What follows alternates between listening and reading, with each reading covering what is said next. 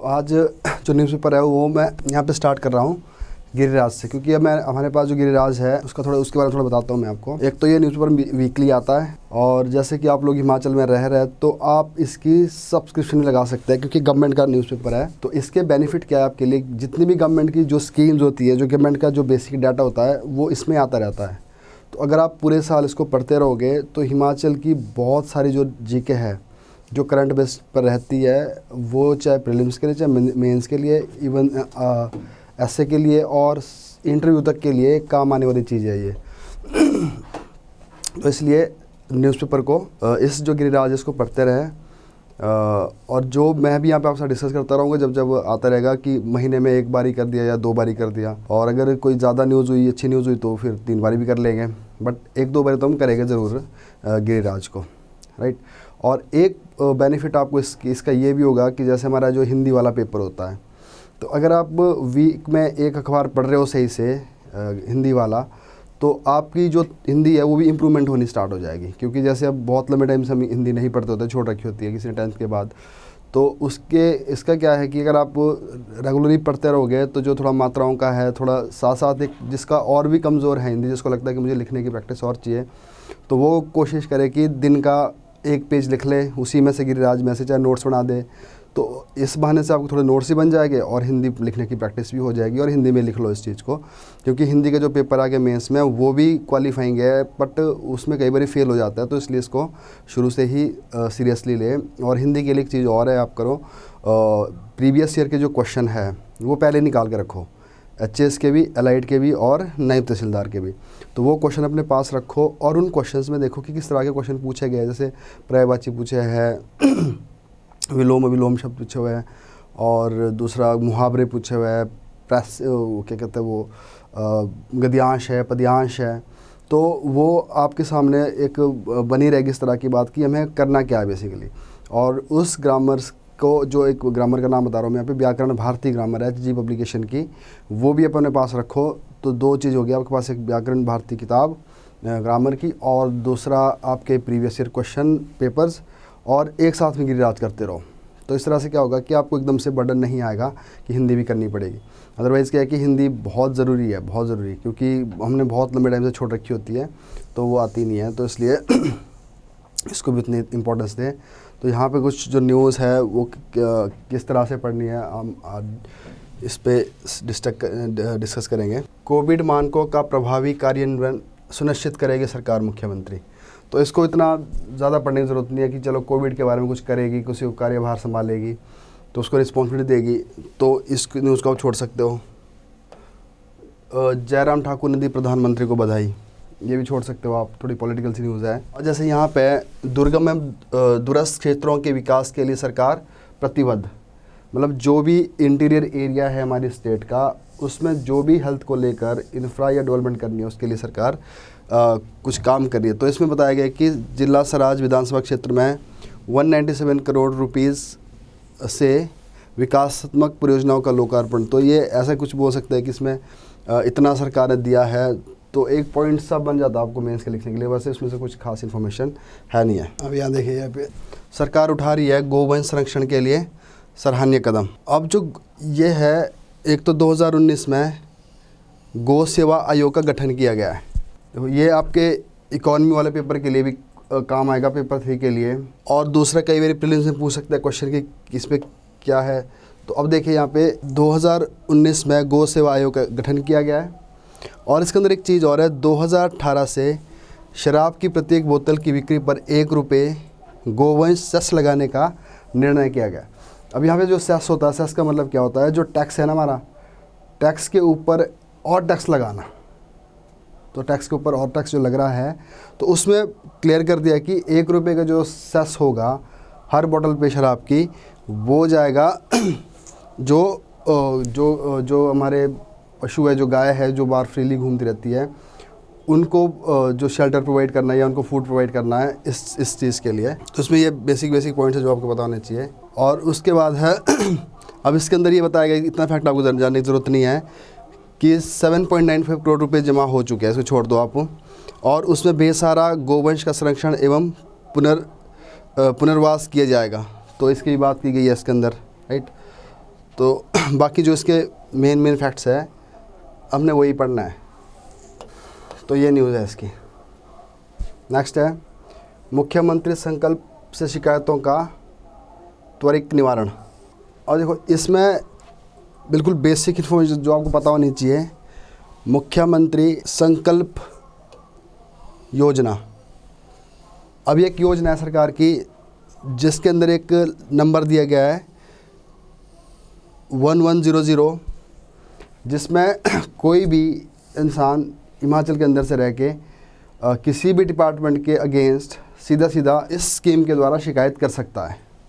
तो अब ये कहाँ पे आएगा आपके लिए, जो एचपी का जो सिलेबस है उसमें है गवर्नेंस वाला जो पार्ट है, गवर्नेंस को और रिस्पॉन्सिबल बनाने के लिए, अकाउंटेबिलिटी बनाने के लिए, इसकी रिस्पॉन्सिबिलिटी को बढ़ाने के लिए गवर्नमेंट ने भी क्या किया है। तो यहाँ पे एक तो इसमें आएगा गवर्नेंस वाले पोर्शन में आप कर सकते हो उसको, ठीक है जी।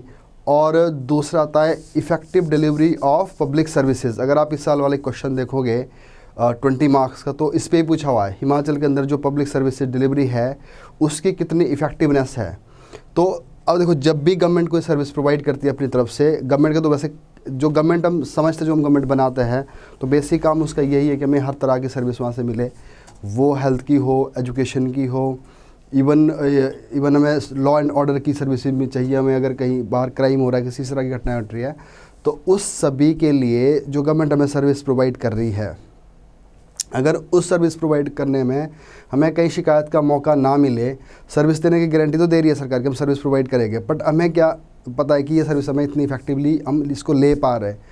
क्योंकि सर्विस लेने का मतलब तब है कि अगर आपको वो नहीं मिल रही होगी तो आप अपने ग्रीवेंसेस को कहीं जाके ले जा सकते हो, वहाँ पे शिकायत दर्ज कर सकते हो।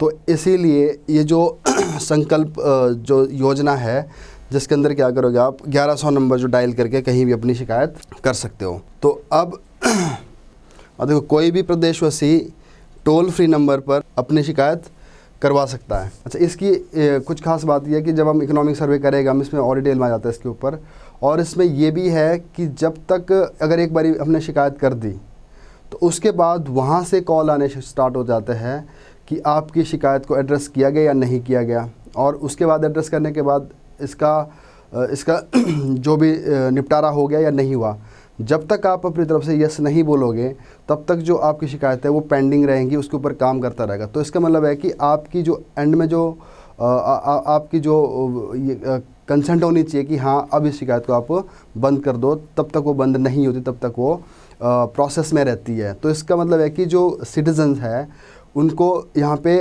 और ज़्यादा पावर मिल गई है, बहुत ज़्यादा एम्पावरमेंट मिल गई है कि, और जिससे क्या होगा जो सर्विसेज है वो भी इफ़ेक्टिव रहेगी और जो हमारी गवर्नेंस है वो भी अच्छी बनती रहेगी। तो effective delivery of government services और गुड गवर्नेंस को ये प्रमोट करती होती है, राइट।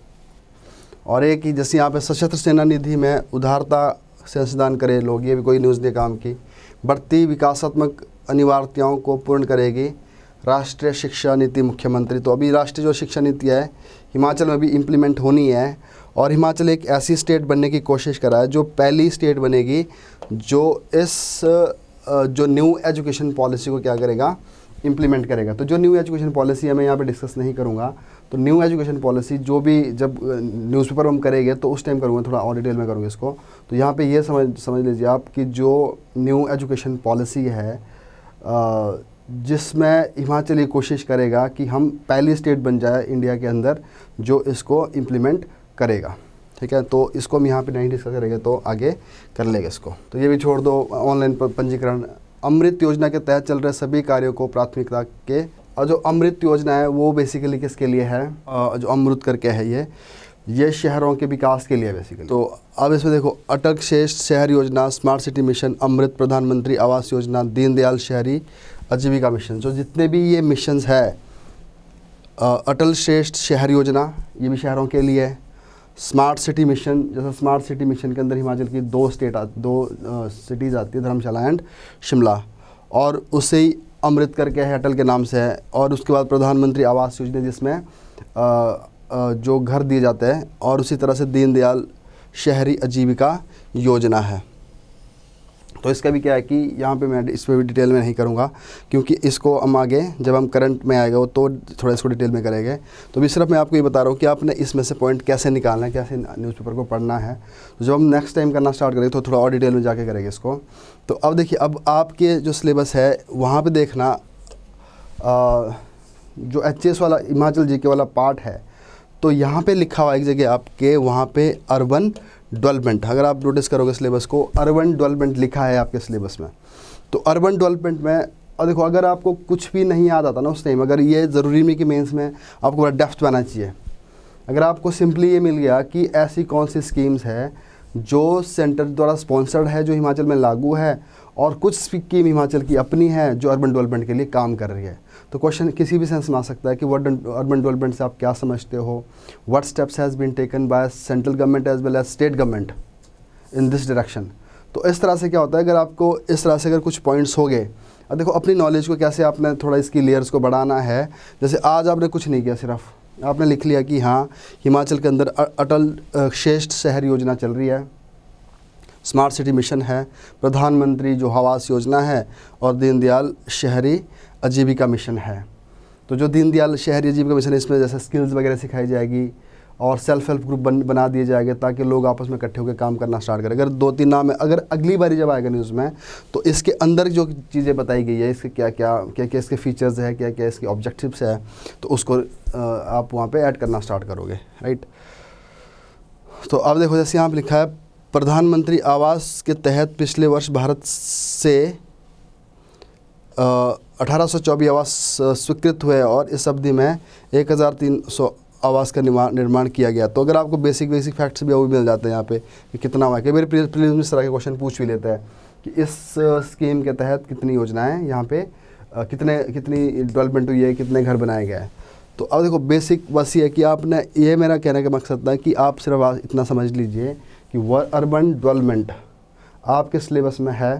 तो अर्बन डेवलपमेंट को लेकर जितनी भी बातें होती है वो आपको नोटिस करनी है हमेशा ही। कुछ भी चाहे उसमें से छोटा फैक्ट मिलता है या उसको लेकर कोई स्कीम मिलती है, उसको लेकर कोई नाम मिलता है, तो वैसे अगर आप एक तरीका और भी है आपको, अगर आप नोट्स अच्छे से और बनाना चाहते हो कि आप एक कोई बुक उठाओ, नोटबुक उठाओ जिसमें भी कुछ नहीं लिखा हुआ है, और उस नोटबुक के अंदर क्या करो आप, जितने भी आपके सिलेबस है, जैसे मान लो HPG के है, तो HPG के में क्या कर लो आप, उस एक पेज में ऊपर है सिलेबस लिख के छोड़ दो अर्बन डेवलपमेंट, बस। उसके बाद उन्हें कुछ नहीं लिखना, उसके पीछे 3-4 पेज छोड़ दो खाली। और जैसे आपको मिला कुछ न्यूज़पेपर में अर्बन डेवलपमेंट के बारे में, तो उसी दिन उसमें लिख लो वो 4 पॉइंट। अगली बारी कुछ और मिलेगा 4 पॉइंट, फिर लिख लो, फिर और मिलेगा, फिर और मिलेगा। तो इस तरह से क्या होगा कि आपके पास सिलेबस को लेकर काफ़ी इन्फॉर्मेशन हो जाएगी। और मैं आपको पूरी गारंटी के साथ बताता हूँ, जब आप एग्ज़ाम देते हो तो हमें ना, अगर इतना भी वहाँ पे याद आ जाने का, कई बार 4 नंबर के क्वेश्चन में, 8 नंबर क्वेश्चन में, ये भी बहुत हो जाता है, और कई बार हमें वहाँ पे पॉइंट नहीं मिलते। तो टू द पॉइंट करने के लिए अपने को उस होता है ना, एक इन्वायरमेंट ऐसा क्रिएट कर देना कि हाँ आपको सिलेबस का पता है और आपने कहीं ना कहीं वो लिखा हुआ भी है।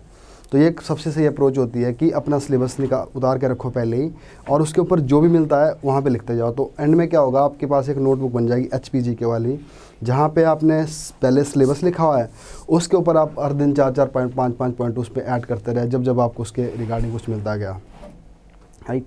जैसे मान लो अब एक जगह आपने लिखा होगा effective delivery of public services कहीं। अब effective delivery of public services है, इस चीज़ को और इफ़ेक्टिव बनाने के लिए हिमाचल प्रदेश में क्या है, जो मुख्यमंत्री जो संकल्प लाइन है 1100 है, बस इसको लेकर छोड़ दो। अगली बारी कुछ और आ जाएगा, अगली बारी कुछ और आ जाएगा, है ना। तो ये तरीका भी है एक। तो अपने सिलेबस के साथ जोड़ के रखो चीज़ों को, तो ज़्यादा बेनिफिशियल होगा आपके लिए। और देखो जैसे यहाँ न्यूज़ है, हिम सुरक्षा अभियान के तहत 21.5 लाख लोगों की जांच। और देखो ये भी है। तो सिलेबस पे हमारे क्या है, हेल्थ, देखो ना यहाँ पे, और थोड़ा मैं सिलेबस ही बताता हूँ पहले ही। यहाँ पे आपके सिलेबस में 2 पॉइंट लिखे हुए हैं। एक है qualitative aspect of population, qualitative aspect of population, और एक में लिखा होगा क्वांटिटेटिव एस्पेक्ट ऑफ पॉपुलेशन। अब कैसे आपने इसको फिट करना है, ये HP वाले पोर्शन की बात कर रहा हूँ मैं, qualitative and quantitative aspect of population. तो हमारे स्टेट के अंदर क्या होता है, पॉपुलेशन रहती है, तो उसकी हमने सबसे पहले देखनी हमने उसकी क्वांटिटी। जो क्वांटिटी में मतलब कि जिसको हम मेजर कर सके कि 10 लोग 5 लोग, तो इसमें क्या देखते हैं हम क्वांटिटी में कि वहाँ उस स्टेट की जो पॉपुलेशन डेंसिटी है वो कितनी है, पॉपुलेशन ग्रोथ कितनी है ना, और मॉर्टेलिटी रेट कितना है। तो जिसको हम नंबर में देख सकते हैं कि डेंसिटी हमारी 121 है, पॉपुलेशन ग्रोथ हमारी ये है, तो वो सारे किस में आएंगे, क्वांटिटेटिव में, कि हम उसकी जो गिनती करने वाली जो चीज़ है उसमें हम इसको ऐड कर रहे हैं, राइट। और उस क्वांटिटेटिव को क्या करता है, बहुत सारे फैक्टर उसको अफेक्ट कर जाता है। जैसे हम बोलते हैं कि ज्योग्राफिकल एक फैक्टर बहुत बड़ा है। मान लो लाहौल स्पीति में आप देखोगे वहाँ की जो पर स्क्वायर किलोमीटर की जो डेंसिटी है वो 2 है ना, और अगर आप हमीरपुर जाओगे तो वहाँ बहुत ज़्यादा है, और कांगड़ा में थोड़ी सी कम है। तो इस तरह से क्या हो गया, ज्योग्राफिकल इफेक्ट आ गया उसके ऊपर, है ना। और इंडस्ट्रियलाइजेशन की कितनी ग्रोथ है उससे, जिनमें बड़ी सारी चीज़ें ऐसी आती है जो इसको अफेक्ट करती है, राइट। और उसके बाद आती है क्वालिटेटिव एस्पेक्ट ऑफ पॉपुलेशन। तो अब आदमी जहाँ पॉपुलेशन रहती है उसकी ज़िंदगी को क्वालिटी कौन प्रोवाइड करता है। तो क्वालिटी प्रोवाइड करने के लिए 2-3 चीज़ें बड़ी बेसिक है। सबसे पहले तो क्या, क्वालिटी तब मिलती है इंसान को जब उसको सेफ्टी मिलती है, सिक्योरिटी मिलती है। तो सेफ्टी उसको 2-3 चीज़ से होनी ज़रूरी है। तो सबसे पहले कहाँ से सेफ़ होना चाहिए, उसको डर नहीं होना चाहिए किसका, हंगर का, कि मुझे खाना नहीं मिल रहा है, तो उसको रोटी चाहिए पहले ही, हंगर का डर नहीं होना चाहिए। उसके बाद सबसे अगला डर, और भी उससे थोड़ा हंगर से थोड़ा कम हो सकता है पर कभी ज़्यादा भी हो जाएगा, उसी का डर वो होता है क्या, हमारी हेल्थ के लिए क्या मिल रहा है। और उसके साथ साथ एक और डर है, वो है क्राइम, कि उस जगह क्या क्या क्राइम हो सकते हैं या कैसे उनको ठीक किया जा सकता है। तो हमारी हंगर, एजुकेशंस और क्राइम, तो ऑब्वियसली क्या है, हंगर के लिए गवर्नमेंट बहुत सारी स्कीम चलाती है। तो जो हम इकोनॉमिक्स में पढ़ते हैं और इस न्यूज़पेपर में आती रहती है बहुत सारी स्कीम, ताकि लोगों की जो भूख है वो मिट जाए, गरीबी मिट जाए। और उसके बाद हेल्थ के लिए भी गवर्नमेंट की बहुत सारी स्कीम चलती रहती है ना। और गवर्नमेंट ने जो सरकारी हॉस्पिटल खोल रखे हैं और कुछ बजट में पैसा एलोकेट करती है ना। और उसी तरह से क्राइम के लिए हमारा लॉ एंड ऑर्डर को मेंटेन करने के लिए गवर्नमेंट पुलिस वगैरह में रिफॉर्म्स लाती रहती है, राइट। और उस तरह से एक आता है एजुकेशन। अब एजुकेशन को हम देखते हैं, अगर कितने % हमारी एजुकेशन रेट बढ़ी है, कितने लोग पढ़े लिखे हुए हैं, वो तो आता है क्वांटिटेटिव में। जब उस पर आ जाती है क्वालिटी एजुकेशन, कि उस क्वालिटी से, उस एजुकेशन से वो अपनी लाइवलीहुड के लायक हुए या नहीं हुए, कि अपने आप को सिक्योर कर पा रहा है। अगर एजुकेशन सही होगी तो उसको सिक्योरिटी मिलने स्टार्ट हो जाती है, उसको हंगर से मिलेगी, हेल्थ को अपने पैसा खर्च करके अपनी हेल्थ ठीक कर लेगा ना, और अच्छी जगह रहना स्टार्ट करेगा जहाँ पे थोड़ा क्राइम वगैरह कम हो। तो वो सारी एजुकेशन किस में ले आती है, फिर क्वांटिटेटिव से हो जाती है किस पे, क्वालिटेटिव, राइट।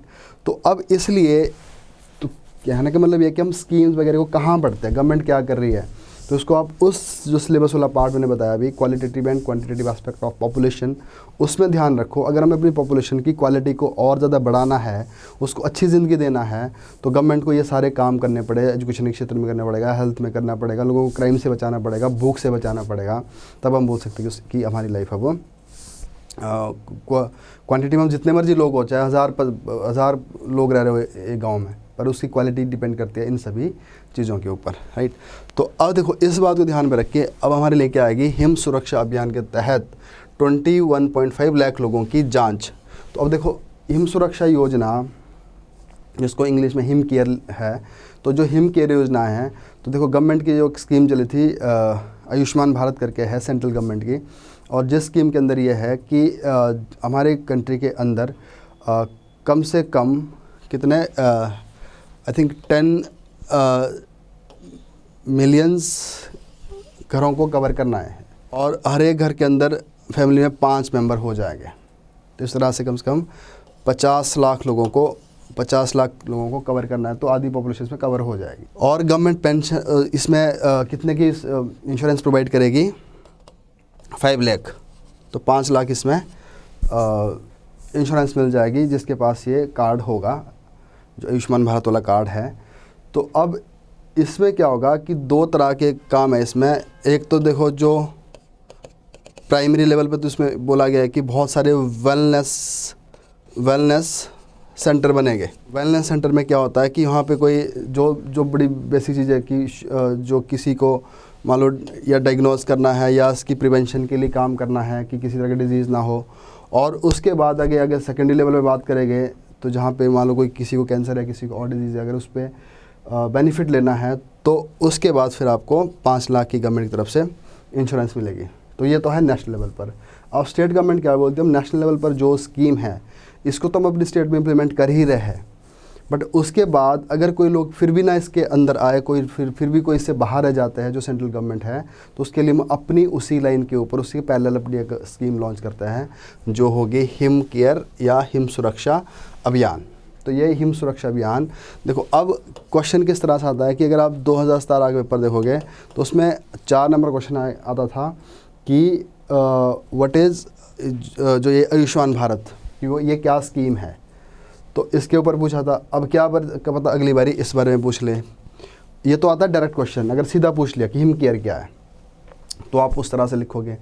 अगर ये लिख लिया कि गवर्नमेंट ने अभी इनिशियली या पिछले 5-10 साल से जो लोग हैं हमारे, उनकी जो क्वालिटेटिव लाइफ है उसको और इम्प्रूव करने के लिए क्या क्या स्टेप्स उठाए हैं, तो उसमें एक दो स्कीम आप हेल्थ से लोगे, 1-2 स्कीम आप एजुकेशन से लोगे, 1-2 स्कीम किसी और से ले लोगे, राइट। तो इस तरह से ये क्वेश्चन तो प्री में भी एक्सपेक्टेड होता है और मेंस में एक्सपेक्टेड होता है। कई बार मेंस में क्वेश्चन डायरेक्ट आ जाता है, और देखो कई बार ज़्यादातर क्या है कि आप अपनी तैयारी इस तरह से करें कि डायरेक्ट के लिए तो आप रेडी रहे ही हो, बट जो आपने पढ़ा है उसको आप कहाँ और फिट कर सकते हैं, कहाँ आप सिलेबस में यूज़ कर सकते हैं, राइट। तो जैसे मैंने अभी बताया, देखो सिलेबस में क्या हुआ, गुड गवर्नेंस लिखा था, effective delivery of public services, तो वहाँ पे क्या लगा लिया हमने, जो मुख्यमंत्री संकल्प हेल्पलाइन है, राइट। और यहाँ पे लिखा है क्वालिटेटिव एस्पेक्ट ऑफ पॉपुलेशन, तो यहाँ पे क्या लगा रहे हैं हम, हिम केयर सुरक्षा अभियान। तो इस तरह से है। तो अभी क्यों है न्यूज़ में ये, अब गवर्नमेंट क्या कर रही है, हिम सुरक्षा अभियान के तहत विभिन्न विभागों, जिला प्रशासन और गैर सरकारी संगठनों वाले कुल 7,298 सक्रिय दल लोगों के स्वास्थ्य मापदंडों के बारे में घर घर जाकर आंकड़े इकट्ठे कर रहे हैं। तो कितनी बड़ी बात है वैसे हिमाचल के देखा जाए कि इतने सारे लोग घर घर जाके क्या कर रहे हैं, डाटा इकट्ठा कर रहे हैं कि क्या है वहाँ की स्थिति। यदि किसी व्यक्ति को कोई लक्षण पाया जाता है तो आगे की जाँच के लिए सैंपल एकत्रित किए जाते हैं। तो इसके ऊपर बात की गई। तो बाकी यहाँ पे डाटा दिया गया, इसको आप छोड़ दो। तो इसको यहाँ पे पढ़ो। तो पढ़ने का मतलब तभी है जब इसको आप ये समझोगे कि आप इसको यूज़ में कहाँ लेके आने वाले हो। तो टीके से ज़्यादा ज़रूरी है जिले का सलीका। अगर आपके पास टाइम है इन चीज़ों को पढ़ लेना हिंदी में, तो आपको जैसे आगे हिंदी के लिए ऐसे के लिए काम आ जाती है इस तरह की इन्फॉर्मेशन। पर यहाँ पर मैं ज़्यादा डिस्कस नहीं करूँगा। तो ये ऐसा कोई डायरेक्ट हमारे सिलेबस साथ नहीं जुड़ी हुई है चीज़। कोरोना से निपटने के लिए सख्त कदम, तो ये भी आप देख लेना। तो इतना टाइम नहीं लगाने की ज़रूरत है इसके ऊपर। प्रसन्नता सफलता का स्थायी वृत्ति, छोड़ दो आप। ये थोड़ी सारी फिलोसफिकल सी बात है। तो अगर आपको पढ़ने का मन हो तो पढ़ सकते हो, अदरवाइज आप छोड़ सकते हो। तो और देखिए यहाँ पे क्या है, एक न्यूज़ और है यहाँ, ये भी आप पढ़ सकते हो। स्वादिष्ट एवं पौष्टिकता से भरपूर है खेरू करके आए। तो हिमाचल प्रदेश के विभिन्न भागों में उनकी बोली, वेशभूषा और खान पान के आधार पर विशेष पहचान रूप है। तो अलग अलग नाम, जो व्यंजन है वहाँ के अलग अलग नामों से जाने जाते हैं। तो अब देखो ये भी आपके सिलेबस में आ सकता है। ये भी कहाँ पे पार्ट है कि जो हमारा कल्चर वाला पार्ट भी लिख सकते हो आपकी, जो हमारा कल्चर है वो इसी से बनता है। जैसे हमारे डांस क्या है, हमारी फूड क्या है, हमारी ड्रेस क्या है। तो ये जो कल्चर की जो टर्मिनोलॉजी होती है ये भी आपको पता होनी चाहिए, भी कहीं ना कहीं आप इसको यूज़ कर सकते हैं। ऐसा नहीं आपको सब कुछ पता होना चाहिए, कुछ भी पता है तो उससे चल जाएगा बात, ठीक है जी। तो अब देखो जैसे बज्जी का खेरू, मंडे का झोल, शिमला व सिरमौर के सिड्डू जैसे कई उदाहरण हैं जो क्षेत्र के विशेष व्यंजन हैं। तो अब देखो एक चीज़ आप देख लो कि अब यहाँ पे भज्जी जो जगह है वहाँ पे कोई बनती है खाने वाली चीज़ जिसको बोलते हम खेरू, और मंडी में इस तरह से झोल बनता है, और शिमला और सिरमौर में सिड्डू बनता है। तो वैसे ही फेमस है ये खाने पीने के लिए। तो अब कम से कम आपको इतने नाम, 3 नाम पता हो ना, तो कहीं ना कहीं एग्ज़ाम में आप इसको लिख सकते हो। अगर पूछ लिया कि जो हिमाचल का जो कल्चर है वो जो उसमें कल्चर के क्या क्या मेन चीज़ें हैं जो भी हमें प्रमोट कर देनी चाहिए। तो देखो अगर हम इसकी बात करते हैं तो अब ये चीज़ और कहाँ आप यूज़ कर सकते हैं, इन 4 चीज़ को। अगर आप लिखोगे कि हिमाचल में हम टूरिज़्म की आप देखो पेपर 3 में एक पूरी यूनिटी ही है, जहाँ पे एक टूरिज़्म की बात की गई है, कल्चरल टूरिज़्म की बात कर सकते हो आप, रिलीजन टूरिज़्म की बात कर सकते हो आप, राइट। तो एडवेंचर टूरिज़्म की बात कर सकते हो। तो इसके अंदर क्या है, कल्चरल टूरिज़्म भी एक एस्पेक्ट है, और उस कल्चरल टूरिज़्म के अंदर एक चीज़ क्या है, होम स्टे।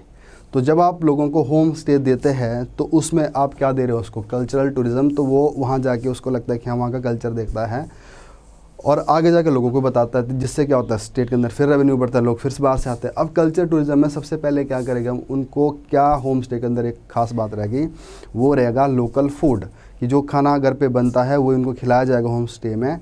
तो इसलिए अब इन चीज़ों को बड़े लेवल पर प्रमोट किया जा सकता है। तो ये आपको एक तो आप डायरेक्ट कल्चर वाला चैप्टर में यूज़ कर सकते हो इसी 2-3 बात को, और दूसरा कहाँ पे कर सकते हो आप, जो हमारा टूरिज़्म है, और टूरिज़्म के भी जो एक एस्पेक्ट बन जाता है होम स्टे और कल्चरल टूरिज़्म। तो आधुनिकता और वैश्विकता सीमाओं से सिकुड़ने विवाद पीढ़ी पारंपरिक खान पान के प्रति रुझान कम होना चिंताजनक है। तो ये देख लेना आप इसमें। तो इसकी थोड़ी मेडिकल वो भी है, खेरूस जुकाम व खांसी को ठीक करता है। तो ऐसा से कुछ बेसिक पॉइंट्स हैं। तो इनको आप तो ऐसे अभी तो देखो बड़े नॉर्मल से लग रहे हैं देखने में, जब इस पर डायरेक्ट क्वेश्चन पूछ जाता है, कई बार डायरेक्ट पूछ भी लेता है। और दूसरी बात क्या है कि जो ये पेपर है ये गवर्नमेंट का है, ये गवर्नमेंट का सोर्स भी एक जो पेपर सेटर होता है उसका एक सोर्स बन जाता है। तो क्या बार कई बार यही पूछ ले, मैथ्स में पूछ लिया जो खेरू है वो कहाँ फेमस है, भज्जी में, झोल कहाँ पे, मंडी में, सिड्डू कहाँ पे, ये है ना। तो इस तरह से ये भी आपने, तो ये बाकी नीचे वाले छोड़ देते, इतनी इंपॉर्टेंट नहीं है। समाज सुधारक महर्षि दयानंद सरस्वती, तो इसको आप किसी और भी सोर्स से पढ़ सकते हो, तो इसका भी नहीं है इतना। अब ये बहुत इंपॉर्टेंट है, पर्यटकों के लिए गुलजार होगा दौलतधार जैव विविधता पार्क। अब ये क्वेश्चन काफ़ी एक्सपेक्टेड हो जाता है प्रीलिम्स के लिए, ये क्वेश्चन प्रीलिम्स के लिए बन जाता है। अब देखिए मेंस में कहाँ काम आएगा, आपके सिलेबस में क्या लिखा होगा, बायोडाइवर्सिटी इन हिमाचल प्रदेश। ये बायोडाइवर्सिटी को कैसे हमने प्रिजर्व करना है, कैसे कंजर्व करना है, और क्या क्या बायोडाइवर्सिटी के लिए थ्रेट्स है।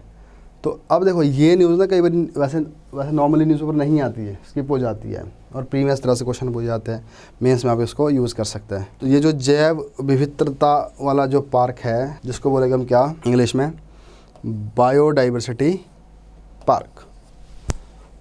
देखो बायोडाइवर्सिटी क्या है, आपके सिलेबस में 2-3 जगह लिखी हुई है ये। एक तो biodiversity in Himachal Pradesh and threat to biodiversity और इन हिमाचल प्रदेश, राइट। दूसरा है बायोटेक्नोलॉजी बेस्ड इंडस्ट्रीज़।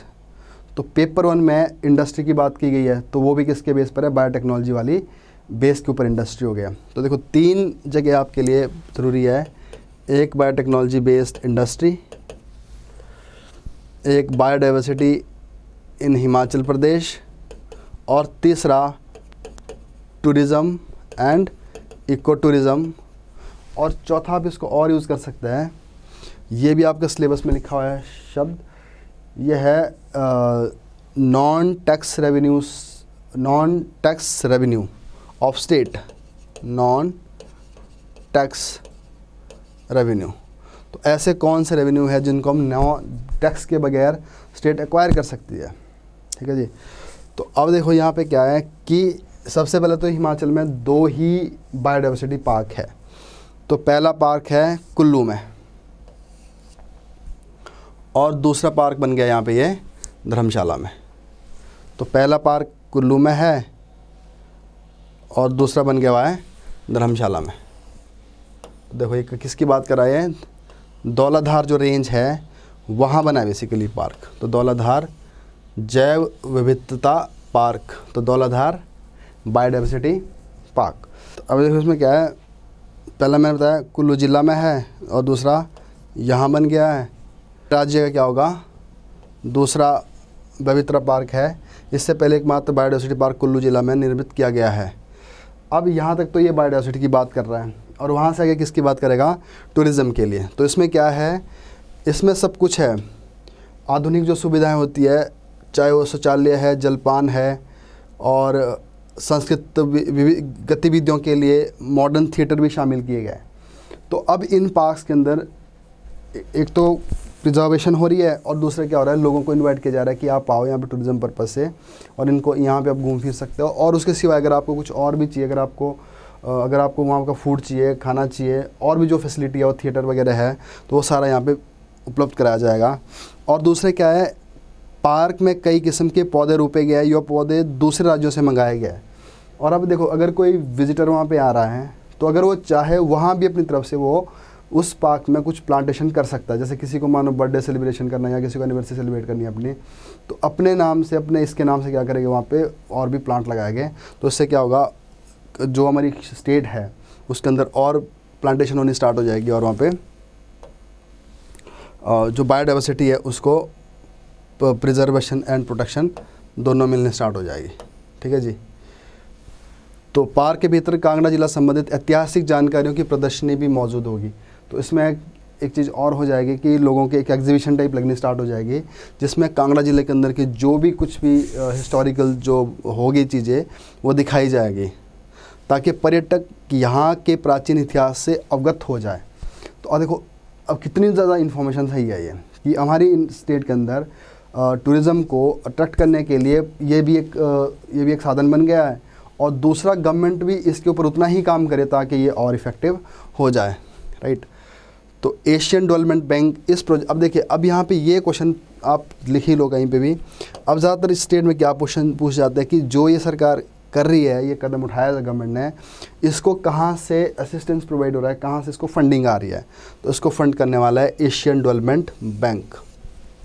इस प्रोजेक्ट के तहत शरीर के अनेक हिस्सों का भी रूप निखारा गया। तो धर्मशाला के नज़दीक कोई और जो लगती है छोटी छोटी जगह है, या कोई और भी इम्प्रूवमेंट लाई जा सकती है और लाई जा रही है।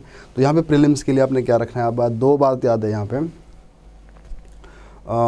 पहली बात कि अभी तक हिमाचल में कितने हैं, और दूसरी बात ये इसको कौन फंड कर रहा है, और इसमें कौन सी रेंज के अंदर आता है। ये दौलतदार तो मिड हिमालय में आ जाएगा, राइट।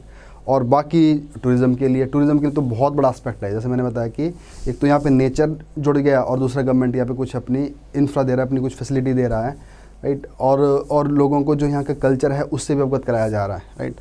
तो इस तरह से है। और इसके अलावा मैक्लोडगंज में भी एक सांस्कृतिक केंद्र बनाया गया है। कचहरी चौक में फुवारा का भी निर्माण किया जाएगा। अगर धर्मशाला के कचहरी वाला जो एरिया है, जो मेन एरिया वहाँ पे फुवारा की बात करी है, मैक्लोडगंज तक की बात करी है, तो अलग से एक ये टूरिज़्म को प्रमोट करेगा। तो कई बार देखो, जैसे इंटरव्यू का कोई बार क्वेश्चन पूछा जाता है, जैसे मेरे से खुद पूछा गया था क्वेश्चन इस तरह से इंटरव्यू में कि जैसे मैं शिमला डिस्ट्रिक्ट से हूँ, तो शिमला में बहुत ज़्यादा टूरिज़्म बढ़ता जा रहा है ना। तो उस टाइम क्या था, वहाँ पे बहुत कमी आती है, कभी पानी की कमी पड़ जाती है, लोगों को पानी नहीं मिलता वहाँ के लोग जो स्थानीय लोग हैं उनको नहीं मिल पाता। तो उस टाइम क्वेश्चन ये था कि फिर क्या करना चाहिए कि यहाँ पे टूरिज़्म को कैसे रोका जाए। तो देखो, अब ऐसा तो नहीं बोल सकते कि हम टूरिज़्म को नहीं जी, हमने तो अलाउ नहीं करना, चंडीगढ़ में नीचे बैन लगा देंगे कि आप नहीं आ सकते ऊपर। तो क्योंकि हमारी कंट्री स्टेट का क्या इकॉनमी एक रेवेन्यू का बहुत बड़ा सोर्स है ना। तो अब हमें क्या करना पड़ेगा, टूरिज़्म को हमें डाइवर्सिफाई करना पड़ेगा, कहीं नई जगह लेके जाना पड़ेगा उसको, उसका जो ट्रैक है वो चेंज करना पड़ेगा। क्योंकि जो बाहर से जो टूरिस्ट आता है तो उसको लगता है कि शिमला और मनाली ही टूरिस्ट स्पॉट है। तो इसके सिवाय क्या है कि बहुत सारा और उनको दूसरी तरफ ले जा सकते हैं। तो अगर ऐसी सरकार काम करती रहेगी तो क्या हो जाएगा, जो टूरिज़्म है वो डाइवर्ट हो जाएगा। तो जिससे जो 2-3 जो जगह है उनके ऊपर जो है बर्डन कम हो जाएगा, है ना। तो उस टाइम मैंने भी इस तरह से बात की थी कि जैसे कि शिमला के रास्ते में क्या कसौली आता है, तो सभी लोगों को तो नहीं पता है कसौली कहाँ पे है ना। तो इस तरह से आजकल गवर्नमेंट की और बड़ी सारी स्कीमें चल रही है, जैसे नई राहें, नई मंजिलें, कुछ ऐसे करके जो अनएक्सप्लोर्ड एरिया है उनको एक्सप्लोर करना है। तो इस तरह से टूरिज़्म को एक दूसरी दिशा में ले जाने का भी एक काम हो जाएगा इससे, राइट। तो ये आप देख लेना। अब उसके बाद है, अब आपका जो ये पेपर होता है उसमें क्या होता है, कुछ क्वेश्चन पूछा जाता है। और एक काम और कर सकते हो, आपको जो हमारा टेलीग्राम ग्रुप है उसमें भी ज्वाइन कर सकते हो, वहाँ पे सारी चीज़ आती रहती है ये टाइम टू टाइम। जो हम अखबार है, ये चाहे हिंदू है, चाहे इंडियन एक्सप्रेस है, चाहे ये गिरिराज है, ये आपको सारे वहाँ मिल जाते हैं। तो कई बार ग्रुप में मैं थोड़ा याद नहीं रहता डालने के लिए, तो उसमें तो आपको मिल ही जाती है चीज़ें। तो मैं कोशिश करूँगा आपके ग्रुप में भी ऐड करूँ। तो यहाँ पे क्या करना है, जो कुछ क्वेश्चन दिए गए ना आपको, ये क्वेश्चंस ये प्रीलिम्स के लिए कई बार बड़े इंपॉर्टेंस हो जाते हैं, तो इनको भी आप देख लिया करो क्वेश्चंस को। जैसे यहाँ पे किस भारतीय राजनेता को भारत रत्न और निशान पाकिस्तान दोनों मिले, क्योंकि निशान पाकिस्तान पाकिस्तान का एक हाईएस्ट अवार्ड है और इंडिया का भारत रत्न है, तो मुरारजी देसाई है उसमें। तो ऐसे क्वेश्चन आ जाते हैं प्रीलिम्स में, तो इनको देख लिया करो। हनुमान चालीसा के रचयिता कौन है, ये भी क्वेश्चन आता है इस तरह से, है ना। तो हिमाचल में तो ये भी क्वेश्चन आया जैसे कि किस भगवान का कौन सा व्हीकल होता है, जैसे यमराज का क्या है, और जो जितने भी हमारे गॉड है या देवता उनका क्या व्हीकल है, तो उसके जो हिंदू माइथोलॉजी उसके अंदर क्वेश्चन आता है। तो हनुमान चालीसा के गोस्वामी तुलसीदास किस मौर्य शासक के अमित घात के नाम से जाना जाता है, यह है बिंदुसार। मतलब उसको ये बोलता है कि जो अपने दुश्मनों का सर्वनाश कर ले, इस तरह से। सफारी बैग ब्राउज़र किस कंपनी द्वारा बनाया गया है, तो देखो कितने यही ऐसे क्वेश्चन आते हैं हिमाचल में, तो ये कहीं वैसे नॉर्मली पढ़ते नहीं किताबों में। भारतीय लघु उद्योग विकास बैंक का मुख्यालय कहाँ है, इसकी स्थापना कहाँ हुई। जो लघु उद्योग मतलब MSME जो छोटे छोटे हमारे उद्योग चलते हैं वो कहाँ पे, जैसे लखनऊ में है जी। हाउ टू पे फॉर द वॉर पुस्तक का लेखक कौन है, जॉन मेनार्ड किन्स। तो इस तरह से ये क्वेश्चन आप देख लेना, तो यहाँ पे मैं डिस्कस नहीं करूँगा। तो अगर आपके पास पेपर है तो वहाँ से देख लेना, तो आपके साथ मैं इसको शेयर कर लूँगा। तो ये भी ज़रूरी है, इनके भी एक आपकी कलेक्शन होती जाएगी इस तरह से जो भी क्वेश्चन होता है। तो ये पिछले पेज की कंटिन्यूएशन है। तो ये है तो न्यूज़ ठीक है, पर वो थोड़ी फैक्चुअल सी है, इसको मैं ज़्यादा जाने की ज़रूरत नहीं है। सुनिश्चित हुआ प्रदेश का संतुलित विकास, तो उसने सरकार की थोड़ी अपनी बड़ाइयाँ करी हुई हैं, तो अगर आपके पास टाइम हो तो पढ़ लेना, अदरवाइज़ आप इसको स्किप कर सकते हो, थोड़ी पॉलिटिकल सी न्यूज़ बन जाती है ये। शिमला ग्रामीण विकास क्षेत्र को 94 करोड़ परियोजनाओं की सौगात, तो ये भी थोड़ी पॉलिटिकल सी न्यूज़ है कि अभी सरकार ने ये दिया है, शिलान्यास किए है, तो उसका कोई इतना ज़्यादा ज़रूरी नहीं है। राष्ट्रीय एकता, देश के प्रतिनिष्ठा और बंधुत्व की भावना, राज्यपाल। अब ऐसे टॉपिक क्यों पढ़ने होते हैं आपने, अपने ऐसे के लिए आपके पास कुछ मटेरियल मिलता रहता है। ऐसा ज़रूरी नहीं कि जो हिंदी मीडियम वाले हैं उनके ऐसे के लिए, इंग्लिश वालों के लिए भी यहाँ से अच्छे पॉइंट्स मिल जाते हैं। और दूसरा, जैसे मैंने पहले बताया आपको कि आपका जो हिंदी लिखने का जो तरीका है वो भी सुधरता रहेगा, है ना। और बहुत सारी चीज़ें आपको हिंदी में वैसे जो होता है ना, शब्दों का ज्ञान होने लग जाता है, तो इसलिए भी आप इन कुछ टॉपिक्स को पढ़ सकते हैं। तो ये था पहला पेपर। और आज मैं एक और न्यूज़पेपर इसी का उठाऊँगा, वो है गिरिराज 29 वाला, तो उसको भी देख लेता है। तो अगला भी देख लो, ये प्रदेशवासियों की सेवा में समर्पित सरकार के 3 साल। तो सरकार ने 3 साल कर दिया जी पूरे अपने।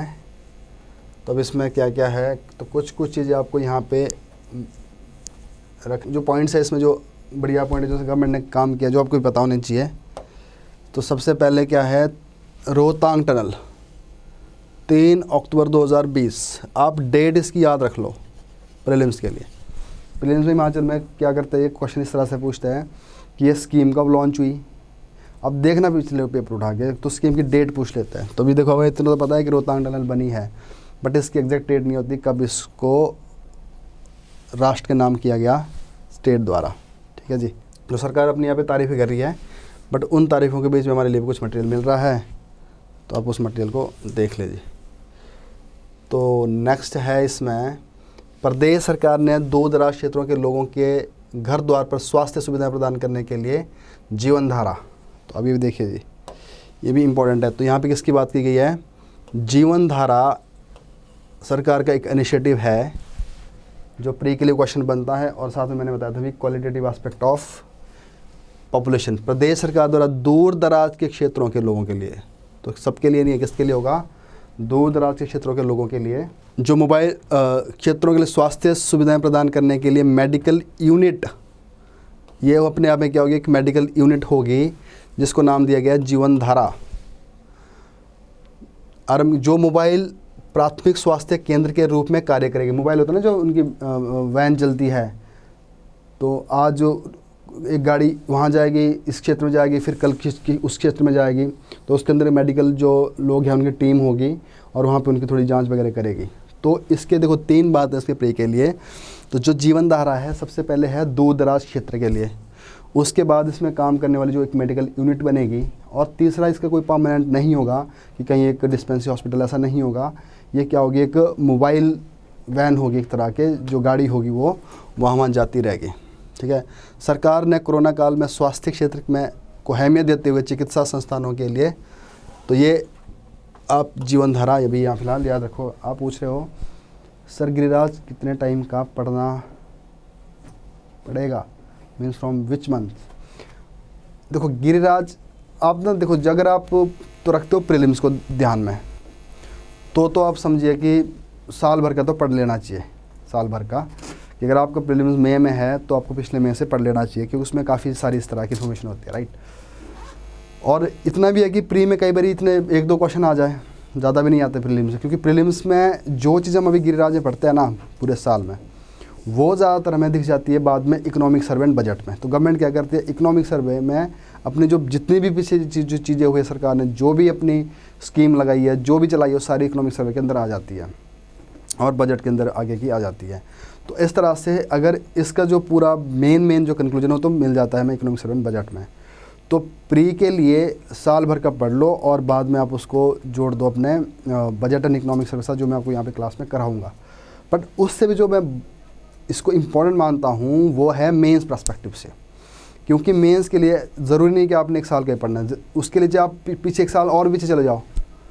क्योंकि इसमें देखो जैसे हमने आज बात कर दी, मान लो कि जो खेरू होता है वो कहाँ का है, सिड्डू कहाँ का है, तो ऐसी कुछ न्यूज़ आती रहती है जो कभी भी आ सकती है। ज़रूरी नहीं उसको तो कोई डेट से कोई मतलब नहीं है ना। अब जैसे ये जैव विविधता पार्क है, इसके बारे में कभी लिख लेंगे। हिमाचल में किस तरह की बायोडाइवर्सिटी है, कभी इस पे आएगा कि हिमाचल में किस तरह की जो बायोडाइवर्सिटी उसको क्या क्या लॉस हो रहा है, तो उससे आप पीछे जा सकते हो। बट आइडियली आप ये काम करिए कि 1 साल का कोशिश करें कि पढ़े, और अगर आपने अभी तक नहीं भी पढ़ा ना, अब से पढ़ना स्टार्ट कर दी, पिछले वाला जैसे छोड़ दो, आप अभी से भी पढ़ना स्टार्ट करोगे तो भी बहुत है, राइट।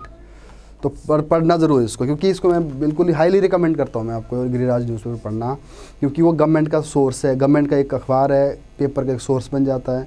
और इसमें हमें ऐसी ऐसी चीज़ें मिलने स्टार्ट हो जाती है जो आपको मेंस में याद रहेगी लिखने के लिए, और वहीं से आपका आंसर इफेक्टिव हो जाता है। ठीक है जी। तो अच्छा, अगली स्कीम क्या होता है, मैंने अब देखो ये स्कीम है, अभी हमें कहाँ पढ़नी थी इस स्कीम, आगे इतना है कि शायद ये उसमें आ जाएगी इकोनॉमिक सर्वे बजट में, बट तब तक आपकी रिवीजन भी हो जाएगी और आपको 3 पॉइंट यहाँ पे वैलिड मिल गया इसके, राइट। और उसके बाद 3 वर्षों के दौरान प्रदेश में विधानसभा की 4300 सरकारी तथा अभी कई बार देखो ऐसे पूछते तो नहीं कि कितनी सरकारी संस्था यहाँ पे स्वास्थ्य की, पर इसको आप छोड़ सकते हो, स्किप कर सकते हो। और स्वास्थ्य के क्षेत्र में अब देखो सिर्फ स्कीम के नाम याद रख लो आप बस, जो सरकार ने स्वास्थ्य के क्षेत्र में स्कीम स्टार्ट करी है। तो यहाँ पे देखना, हिम केयर जिसकी हम पहले पीछे बात कर चुके हैं, सहारा, अटल, आशीर्वाद, मुख्यमंत्री चिकित्सा सहायता कोष, मुख्यमंत्री निरोग योजना, मुख्यमंत्री निःशुल्क दवाइयाँ तथा टेलीमेडिसिन जैसी सुविधाओं को दिया गया जी। अब देखिए, अब मान लो क्वेश्चन ये बनता है आपका, आपके सिलेबस में हेल्थ को लेकर है, तो गवर्नमेंट ने इनिशियली हेल्थ के लिए क्या क्या स्टेप्स लिए हैं। तो अगर आपको ये 5 बातें याद है ना, मैं आपको बताता हूँ इतना भी बहुत है, क्योंकि मेंस लिखते हुए आपको ज़्यादा इन्फॉर्मेशन चाहिए भी नहीं होती है। तो अगर आपका एग्जाम दे रहे हो उसके लिए उसको लग गया पता, उसको पता है इस बात का। तो अब देखो कौन कौन सी होगी यहाँ पे, हिम केयर, सहारा, अटल, आशीर्वाद, मुख्यमंत्री चिकित्सा कोष, मुख्यमंत्री निरोग योजना और मुख्यमंत्री निःशुल्क दवाइयाँ तथा टेलीमेडिसिन जैसी सुविधाएं दी गई है हिमाचल को जी, राइट। अब कई बार आता है प्रीलिम्स के लिए क्वेश्चन, प्रीलिम्स में क्वेश्चन ही पूछ लिया कि आशीर्वाद क्या है, व्हाट इज़ आशीर्वाद। तो नीचे लिखा होगा, जैसे आशीर्वाद को तो आटा भी आता है, फर्स्ट ऑप्शन होगा कि ये आटा है, दूसरा क्या होगा हेल्थ के लिए कोई स्कीम है, तीसरा कुछ और होगा। तो ऐसे भी क्वेश्चन बनता है प्रीलिम के लिए, है ना। अब इसके ऊपर जो हमें थोड़ा ध्यान देना, जो हमें अभी नहीं कर पाएंगे यहाँ पे, इसके अंदर क्या क्या है। जैसे मान लो यहाँ पे आशीर्वाद है, तो आशीर्वाद स्कीम के अंदर किस लोगों को टारगेट किया गया है और क्या उसके अंदर बेनिफिट दिया। जैसे मान लो यहाँ पे हिम केयर है, हिम केयर में हमें पता है कि इसमें क्या है, एक इंश्योरेंस का प्रावधान किया गया है जिसमें कि 5.5 लाख तक की इंश्योरेंस दी जाएगी, राइट। तो ऐसी आपने, अब इनके बारे में अगर आपको थोड़ा सा सर्च करना है तो आप क्या करोगे, घर पे रह के अपने या तो इंटरनेट की सहायता लोगे, उसमें से कुछ नहीं करना, आपने 2 पॉइंट निकालना है बस। ऐसा भी नहीं कि अगर आप हिम केयर के बारे में पढ़ने लग जाए कि बहुत ही नीचे डेप्थ में चले गए। सिंपली हिम केयर कब लॉन्च हुई और क्यों लॉन्च की गई और इसके अंदर क्या क्या प्रोविजंस है, क्या क्या इसके ऑब्जेक्टिव्स है, बस इतना करके छोड़ दो। और तो इस तरह से आप लिख लो एक दो जगह इसको, तो ताकि अगली बार जब आएगा ये तो आपको याद रहेगा, तो अब अपनी प्रीवियस नॉलेज साथ ही चीज़ें कनेक्ट हो जाएगी, राइट। अब उसके बाद प्रदेश की लोगों के हिम केयर योजना के तहत, अब देखो फिर से बात आ रही है कि इसकी हिम केयर योजना बड़ी अच्छी योजना है यहाँ की, कि तहत प्रदेश में 5.5 लाख परिवार पंजीकृत किए गए हैं। तो इतने लोगों को दिया गया है, और ये छोड़ दो लाभार्थी क्या है। अब देखो आयुष्मान भारत योजना के तहत, तो इसका मतलब है आयुष्मान भारत योजना भी है। अब आयुष्मान भारत किसकी हो गई, सेंटर की, और उसी की सिस्टर समझ लो हिम केयर कहाँ की हो गई, स्टेट की। तो आर्थिक रूप से कमज़ोर लोगों के लिए चलाई जा रही सहारा योजना, अब एक सहारा योजना किसके लिए, जो आर्थिक रूप से कमज़ोर लोग हैं, से 10,000 से अधिक लाभार्थियों को 3,000 रुपये प्रति माह की दर से 9.75 करोड़ रुपए का वित्तीय सहायता दी जाएगी। तो ये सहारा इसके लिए हो गया जी। जो अब सहारा किसके लिए है, जो जिनकी जो इनकम कम है, जो इनका जो इनकम है वो लेस है, तो उनके लिए ये स्कीम चलाई गई है, राइट। अब उसी तरह से देखो, अब हिमाचल में एक चीज़ और है यहाँ पे, तो ये मुख्यमंत्री हिम सुरक्षा योजना हो गया, अभियान चलाया गया है जिसमें स्वास्थ्य, आयुर्वेद, महिला एवं विकास, पंचायती राज छोड़ दो आप, इसको रहने दो। अब देखिए सिनेमा उद्योग, इसकी बात की गई। एक तो हमने क्या करना है, अपनी स्टेट को फिल्म इंडस्ट्री के लिए भी प्रमोट करना है। तो अब देखो फिल्म इंडस्ट्री से दो फायदे हो जाएगा फिर से। एक तो क्या होगा, हमारी टूरिज़्म बढ़ेगा, और दूसरा क्या होगा, स्टेट के लिए नॉन टैक्स रेवेन्यूज का एक और बड़ा सोर्स बन जाएगा। तो हिमाचल में वैसे भी शूटिंग वगैरह बहुत होती रहती है, तो अगर हमारे पास कोई प्रॉपर एक स्ट्रक्चर्ड हो बना हुआ, कि देखो कितनी ज़्यादा शूटिंग्स होती है हिमाचल के हर जगह है, तो उसके लिए अगर एक प्रॉपर एक स्ट्रक्चर तैयार हुआ होगा तो उससे और ज़्यादा रेवेन्यू बढ़ेगा स्टेट के, है ना। तो अब इसके क्या बात की गई, सिनेमा उद्योग हिमाचल में शूटिंग के लिए प्रोत्साहन है, तो फिल्म नीति तैयार की है। तो इसके लिए क्या है, एक प्रॉपर एक पॉलिसी तैयार की जाएगी जिसमें फिल्म की बात होगी। और इससे अब देखो, अब एक करना है हमने क्या, इन्वेस्टर मीट, कि बाहर से जो लोग हैं, अगर हमने देखो यहाँ पे टूरिज़्म को बढ़ाना है, फिल्म सिटी को बनाना है ना, और हाइडल प्रोजेक्ट को प्रमोट करना है, जितनी भी सारी जो चीज़ें होनी है जिससे स्टेट की डेवलपमेंट तरक्की होनी है, उसके लिए हमें क्या चाहिए, इन्वेस्टमेंट चाहिए हमें। तो गवर्नमेंट ने क्या किया था, 2019 में एक नेशनल इंटरनेशनल लेवल की एक इन्वेस्टमेंट मीट रखी थी धर्मशाला में, ठीक है जी। अब जो ये इन्वेस्टमेंट मीट है, ये भी आपको इकोनॉमिक सर्वे में, शायद आपको सिलेबस के साथ पुराने वाला इकोनॉमिक सर्वे भेजा है, तो अगर आप चाहो तो उस इकोनॉमिक सर्वे को भी पढ़ सकते हो। देखो आगे तो नया आने वाला है, तो जब आप फैब तक नया आ जाएगा तो हम आपको नया तो पहुंचा देंगे। तो वैसे तो चाहो तो अगर आपको टाइम है तो अभी पुराने वाला भी पढ़ना स्टार्ट कर दो। अब इसमें क्या होगा, जब नया वाला आएगा तो उसमें 20 या 10% ही कुछ नया होगा, बाकी वो पिछले वाला होता है। तो अब उसमें क्या, अगर आप पढ़ोगे उस इकोनॉमिक सर्वे को निकालोगे, तो उसमें ग्लोबल इन्वेस्टर मीट के ऊपर एक पूरा टॉपिक ही है उसमें, कि उस मीट के क्या ऑब्जेक्टिव है और वो मीट सरकार करना क्यों चाहती है। तो बेसिक उसका मुद्दा क्या है कि जो बाहर से इन्वेस्टर्स हैं उनको अपनी स्टेट की तरफ अट्रैक्ट करना है, ठीक है जी। तो अब देखो जिसमें क्या बताया गया है, ग्लोबल इन्वेस्टर मीट का सफल आयोजन कर 96,720 करोड़ रुपए का निवेश और 703 MOU के ऊपर हस्ताक्षर किए गए। तो इतना मतलब क्लेम करिए सरकार कि इतना हमारे पास आना स्टार्ट हो गया हुआ है। अब इसके आयोजन के मात्र 2 महीने के उपरांत 13,656 करोड़ रुपए में से 204 समझौते ज्ञापनों के लिए ग्राउंड ब्रेकिंग समारोह का सफल आयोजन किया गया। तो ऐसा है। तो अभी इसको यहाँ पे छोड़ो, आप इसमें इतना डिटेल में नहीं दिया है। तो अगर आपको इसके बारे में सही से और पढ़ना है तो आप क्या करो, जो इकोनॉमिक सर्वे वाली जो हमारी मैगज़ीन है वहाँ पे जाके आप इसको एक बारी स्टडी कर ही लो, क्योंकि ये ऐसा नहीं कि पुराने वाले होने वाले। जैसे अभी किसी ने पूछा था कि कब का पढ़ना है हमने न्यूज़, तो आप ना कई बार हम न्यूज़ को ऐसे भी नहीं बोल सकते कि हमें इतनी ही पढ़नी है। अब देखो जो इन्वेस्टमेंट मीट हुई थी ये 2019 में हुई थी। अब यहाँ मैं पूरी गारंटी के साथ बोलता हूँ कि अगर आप 2025 में भी एग्ज़ाम लिख रहे होगे ना मेंस, तो भी आप इस इन्वेस्टमेंट मीट की बात करोगे और इस पर क्वेश्चन ही बन सकता है 22 तक 23 तक, तो इसके ऊपर डायरेक्ट ही क्वेश्चन बन जाएगा। तो ऐसा नहीं है कि जो करंट अफेयर्स है कि इसकी कोई ऐसी कोई क्लियर कट लिमिट नहीं है।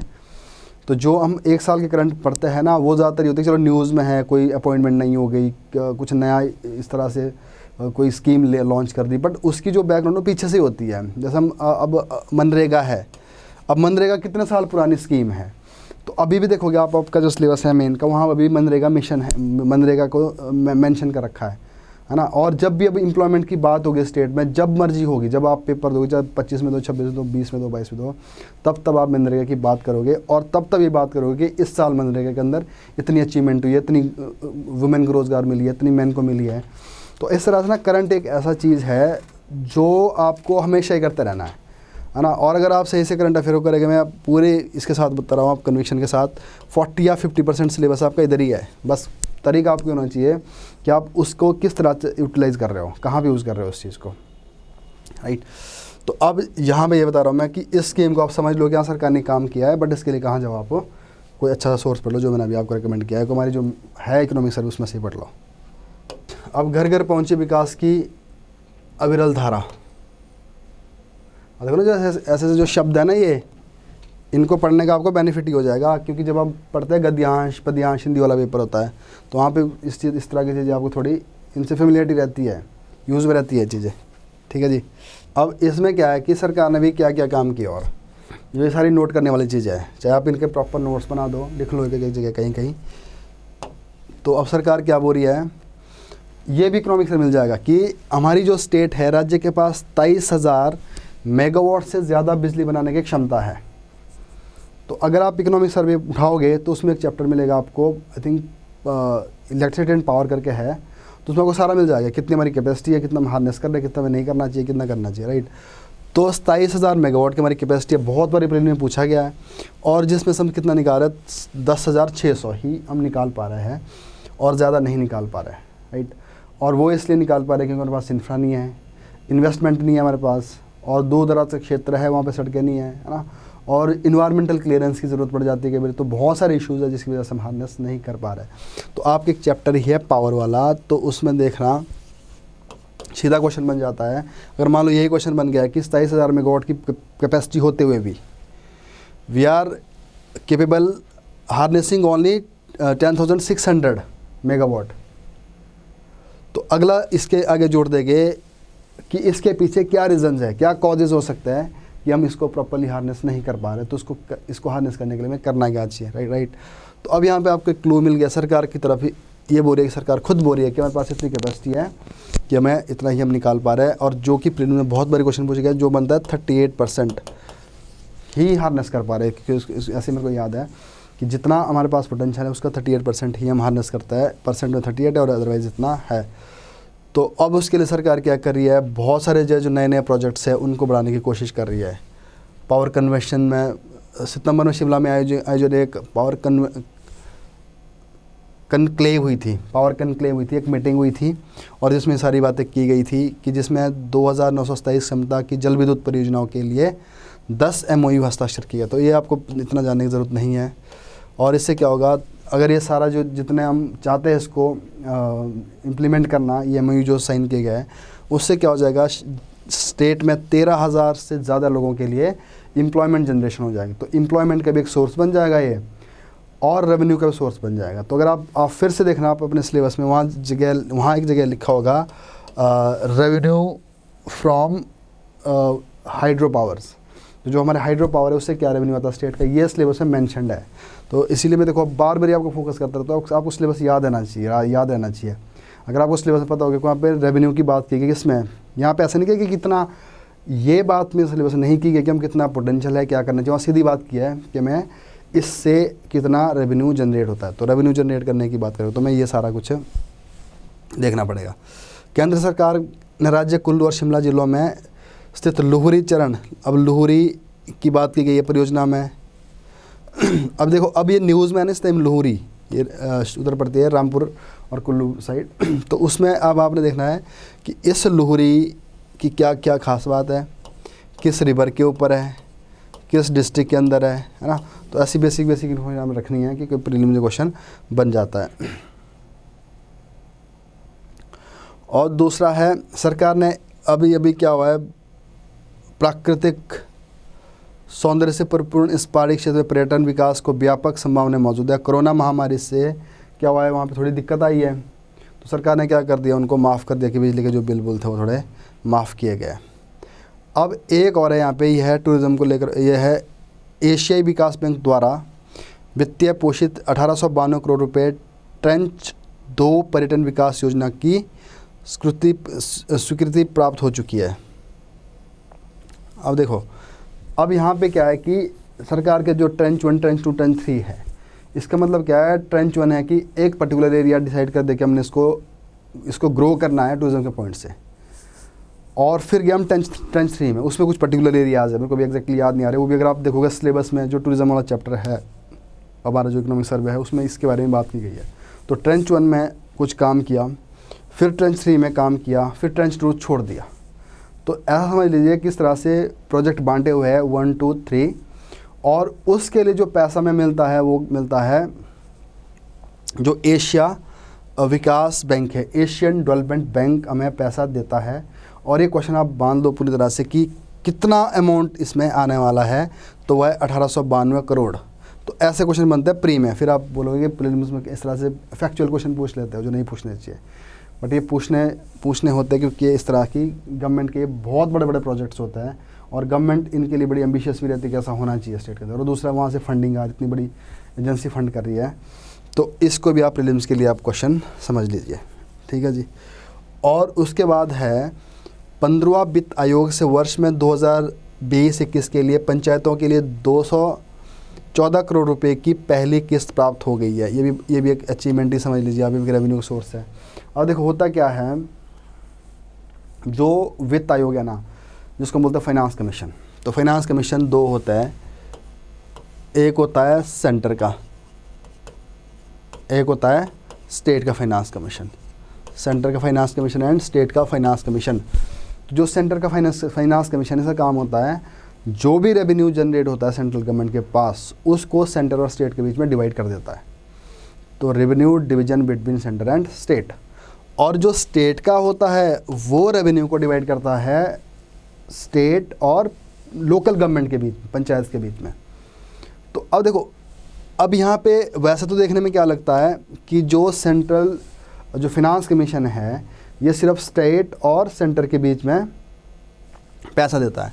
तो इसके अंदर एक क्लॉज और भी है, जो सेंट्रल फाइनेंस कमीशन है ये अलग से एक अमाउंट रिकमेंड करता है कि वो सीधा जाना चाहिए किसके लिए, पंचायती राज के लिए, पंचायती जो डेवलपमेंट है उसके लिए किसके थ्रू जाएगा, स्टेट फाइनेंस कमीशन के द्वारा। तो कहने का मतलब ये है कि वैसे तो नॉर्मली हम बात करते हैं कि जो सेंट्रल फाइनेंस कमीशन सिर्फ स्टेट और सेंटर की बात करता है, बट यहाँ पे एक पॉइंट ये भी है कि जो सेंट्रल फाइनेंस कमीशन है वो स्टेट के साथ पंचायती राज की बात करता है।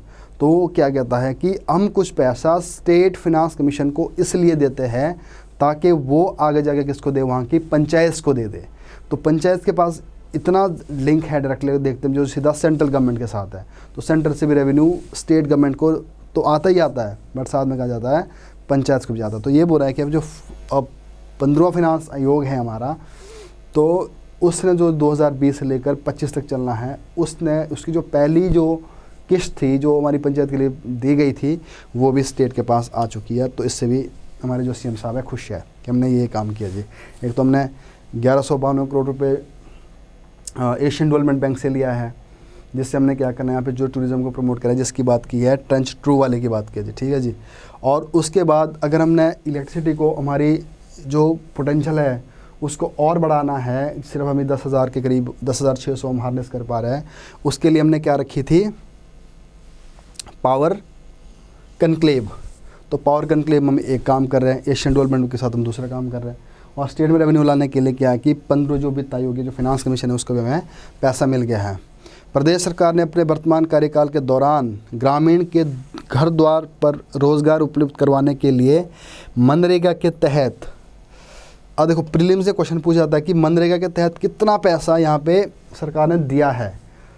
तो अब आपको लगेगा देखो कितना बड़ा फैक्ट है ये। अगर आप देखो पिछला कोई प्रीलिम उठा के देखोगे 1-2 साल पहले, तो उसमें क्लियर कट क्वेश्चन पूछा है कि मनरेगा के तहत कितना पैसा सरकार ने दिया है स्टेट गवर्नमेंट ने। तो 6.06 करोड़ का कार्य दिवस अर्जित किया है, तो इसमें भी बात की गई है। अब एक और पॉइंट बनता है आपको प्री के लिए कि अगर हम मनरेगा की बात करें तो इसमें मैन के कंपैरेटिवली जो वुमेन्स है वो भी अच्छा काम करिए। तो अभी कितना है जिसमें महिलाओं की भागीदारी 63% है, तो 63% कौन काम कर रही है इसमें मनरेगा में, वुमेन कर रही है, तो अब एक ये भी प्रीलिम्स के लिए क्वेश्चन बन जाता है आपका। और एक प्री क्वेश्चन और है यहाँ पे, जो पेंशन की जो एज है वो बढ़ गई, ये भी आप इकोनॉमिक्स में ये भी मिल जाएगा आपको, पर अभी फ़िलहाल आप इतना याद रखो कि पहले जो एज थी 80 साल थी, अब जो वृद्ध अवस्था पेंशन होती है, जो ओल्ड एज पेंशन होती है, अब इसकी एज कर दिया है 70 साल। इसकी एज हो गई है 70। तो 80 साल वालों को पहले ये पेंशन मिलती थी, अभी एज 10 साल कम कर दी गई है। तो ये भी प्री के लिए क्वेश्चन बनता है इस तरह। तो ये पेंशन वाला आप ये पूरा ज़्यादा फैक्चुअल इसको आप छोड़ सकते हो। इस समय प्रदेश में इस समय 93.45% प्रतिशत ग्रामीण आबादी को स्वच्छ पेयजल की सुविधाएं उपलब्ध की गई है जी, ये भी इम्पॉर्टेंट है जी। तो इस टाइम अगर हम देखेंगे तो कितने परसेंट जो लोग हैं जिनको क्लीन ड्रिंकिंग वाटर प्रोवाइड किया जा रहा है, वो है 93.45%। तो 93% लोगों को यहाँ पे इस तरह से शुद्ध पानी मिल रहा है। और एक स्कीम है जल जीवन मिशन कार्यक्रम आरंभ किया गया है प्रदेश में अगस्त 2019 से आरंभ। जल जीवन मिशन की प्रथम चरण में ये पैसे छोड़ दो आप। अब यहाँ पे आपने रखा है कि जो जल जीवन मिशन है ये कब लॉन्च हुआ था, ये भी प्रीलिम्स के लिए अच्छा क्वेश्चन बनता है। तो जल जीवन मिशन हिमाचल में लॉन्च हुआ था अगस्त 2019 को। तो एक स्कीम ये हो गई। अब देखो जो जल जीवन मिशन है ये भी क्या करेगा, कौन सा एस्पेक्ट बनाएगा आदमी का, क्वालिटेटिव एस्पेक्ट ऑफ पॉपुलेशन। तो इसको भी आप देख सकते हो। और अब किधर जा रहे हैं हम, गुणात्मक शिक्षा पर बल दिया जा रहा है, क्योंकि हमारे देखो एनरोलमेंट तो स्कूल में बहुत हो गई बच्चों की, बट हमें क्या चाहिए अब, क्वालिटी एजुकेशन। तो क्वालिटी एजुकेशन के ऊपर सरकार बोल रही कि हम बहुत अच्छा काम कर रहे हैं, और इस काम को तब सही करेगा हम जिस टाइम हिमाचल में क्या हो जाएगी, जो नेशनल एजुकेशन पॉलिसी है उसको स्टेट में इम्प्लीमेंट किया जाएगा। और स्टेट ये एक्सपेक्ट कर रही है कि हम पहली स्टेट बन जाएंगे जो इसको इम्प्लीमेंट कर देंगे। तो जो न्यू एजुकेशन पॉलिसी है वो क्या है कि रोड मेमोराइजेशन से, कि हमें रट्टा मारना है, चीज़ों को समझना नहीं है, उससे कहाँ जा रही है, समझने की तरफ जा रही है, कि ताकि अंडरस्टैंडिंग ज़्यादा बढ़ जाए।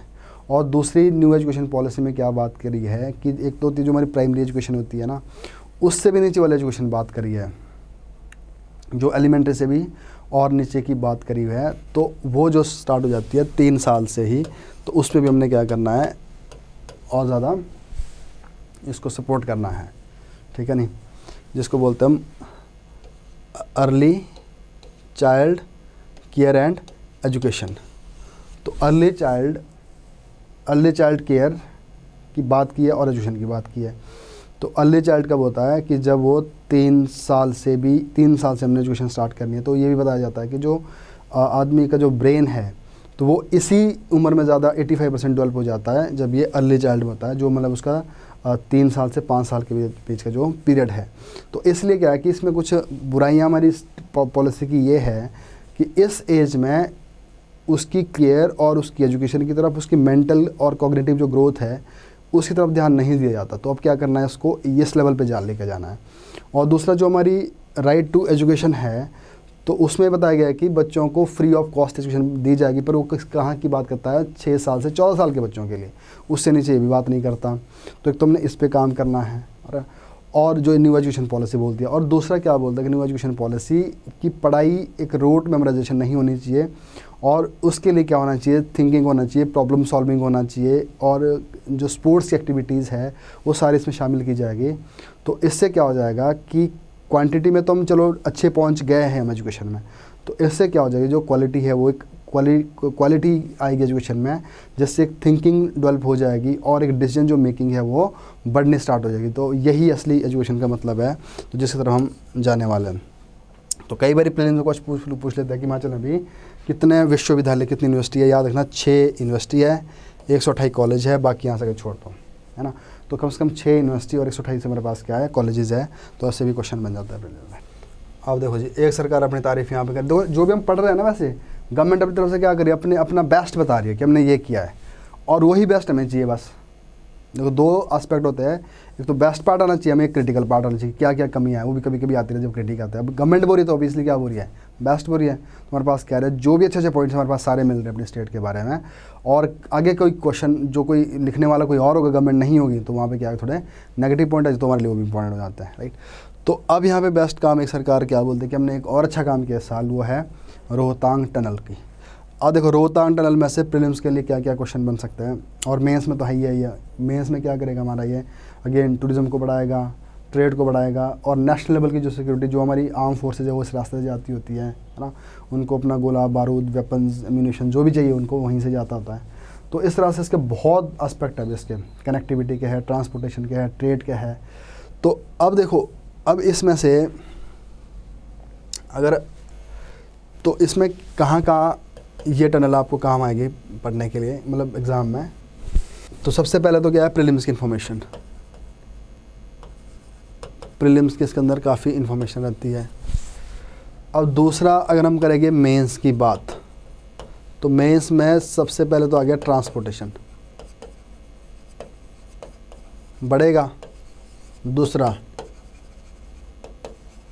टूरिज़्म बढ़ेगा, जो स्टेट लेवल की बात है, नेशनल लेवल की बात नहीं कर रहा हूँ मैं यहाँ पे। अब एक जगह ना आपके सिलेबस में मेंशन है ट्राइबल पॉपुलेशन। अब जो ट्राइबल है, ट्राइबल पॉपुलेशन और उनकी इकॉनमी, ट्राइबल पॉपुलेशन का बताया कि उसका कल्चर क्या है, उसकी इकॉनमी क्या है। तो अब देखो, जो ये टनल है ना, बेसिकली ये क्या करती है, लाहौल स्पीति के लिए रास्ता खोल देती है, जो 6 मंथ के लिए रोहतांग में बंद हो जाता है। तो 6 मंथ के लिए क्या हो जाता था पहले, कि जो लाहौल स्पीति है वो कट जाता था, जो हमारी मेन लैंड है उसे कट जाता था। तो उस तरह से उनकी जो ट्रेड की जो एक्टिविटीज़ थी वो रुक जाती थी। तो आपके सिलेबस में बताया गया कि जो ट्राइबल पॉपुलेशन है उनकी इकोनॉमिक ग्रोथ, उनकी पॉलिटिकल ग्रोथ और उनकी कल्चर। तो इस बार अगर आप पेपर उठा के देखोगे, कम से कम 3-4 क्वेश्चन के ऊपर पूछा गया, ट्राइबल लोगों के ऊपर पूछा गया है। गवर्नमेंट ने ट्राइबल के लिए क्या क्या काम किया, क्या क्या हो रहा है। तो ये काम भी किसके लिए हो रहा है, ट्राइबल के लिए। तो दूसरी बात है कि जो ट्राइबल जो लोग हैं उनकी इकॉनमी किस तरह की है, उनकी इकॉनमी के अंदर कौन कौन से साधन हैं जो उनकी इकॉनमी को, जो उनको इकॉनमी को बनाता है और जिससे उनकी पर कैपिटा इनकम बढ़ती है। तो यहाँ भी आप इसको यूज़ कर सकते हैं, इसी आर्टिकल्स को। ठीक है जी।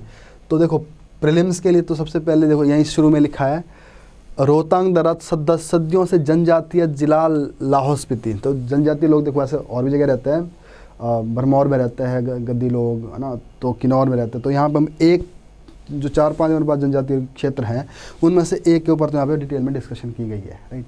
तो अब देखो, जनजातीय जिला लाहौल स्पीति के लोगों के पिछड़ेपन का पर्याय रहा है। तो पहले इस टनल से पहले तो लगता है कि पिछड़ापन नहीं, अगर वहाँ पे हम पहुँच ही नहीं पाते।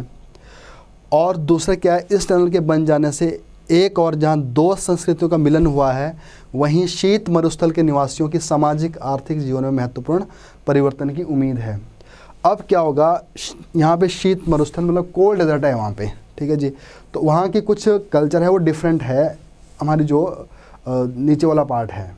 तो अब क्या होगा, अगर कनेक्टिविटी रेगुलर रहेगी, लोग वहाँ जाएंगे, टूरिज़्म के पॉइंट ऑफ व्यू से जाए, किसी और पॉइंट ऑफ व्यू से जाएंगे, तो जो कल्चर है वहाँ की उसकी एसिमिलेशन होनी स्टार्ट हो जाएगी, लोगों का मिलन स्टार्ट हो जाएगा, राइट।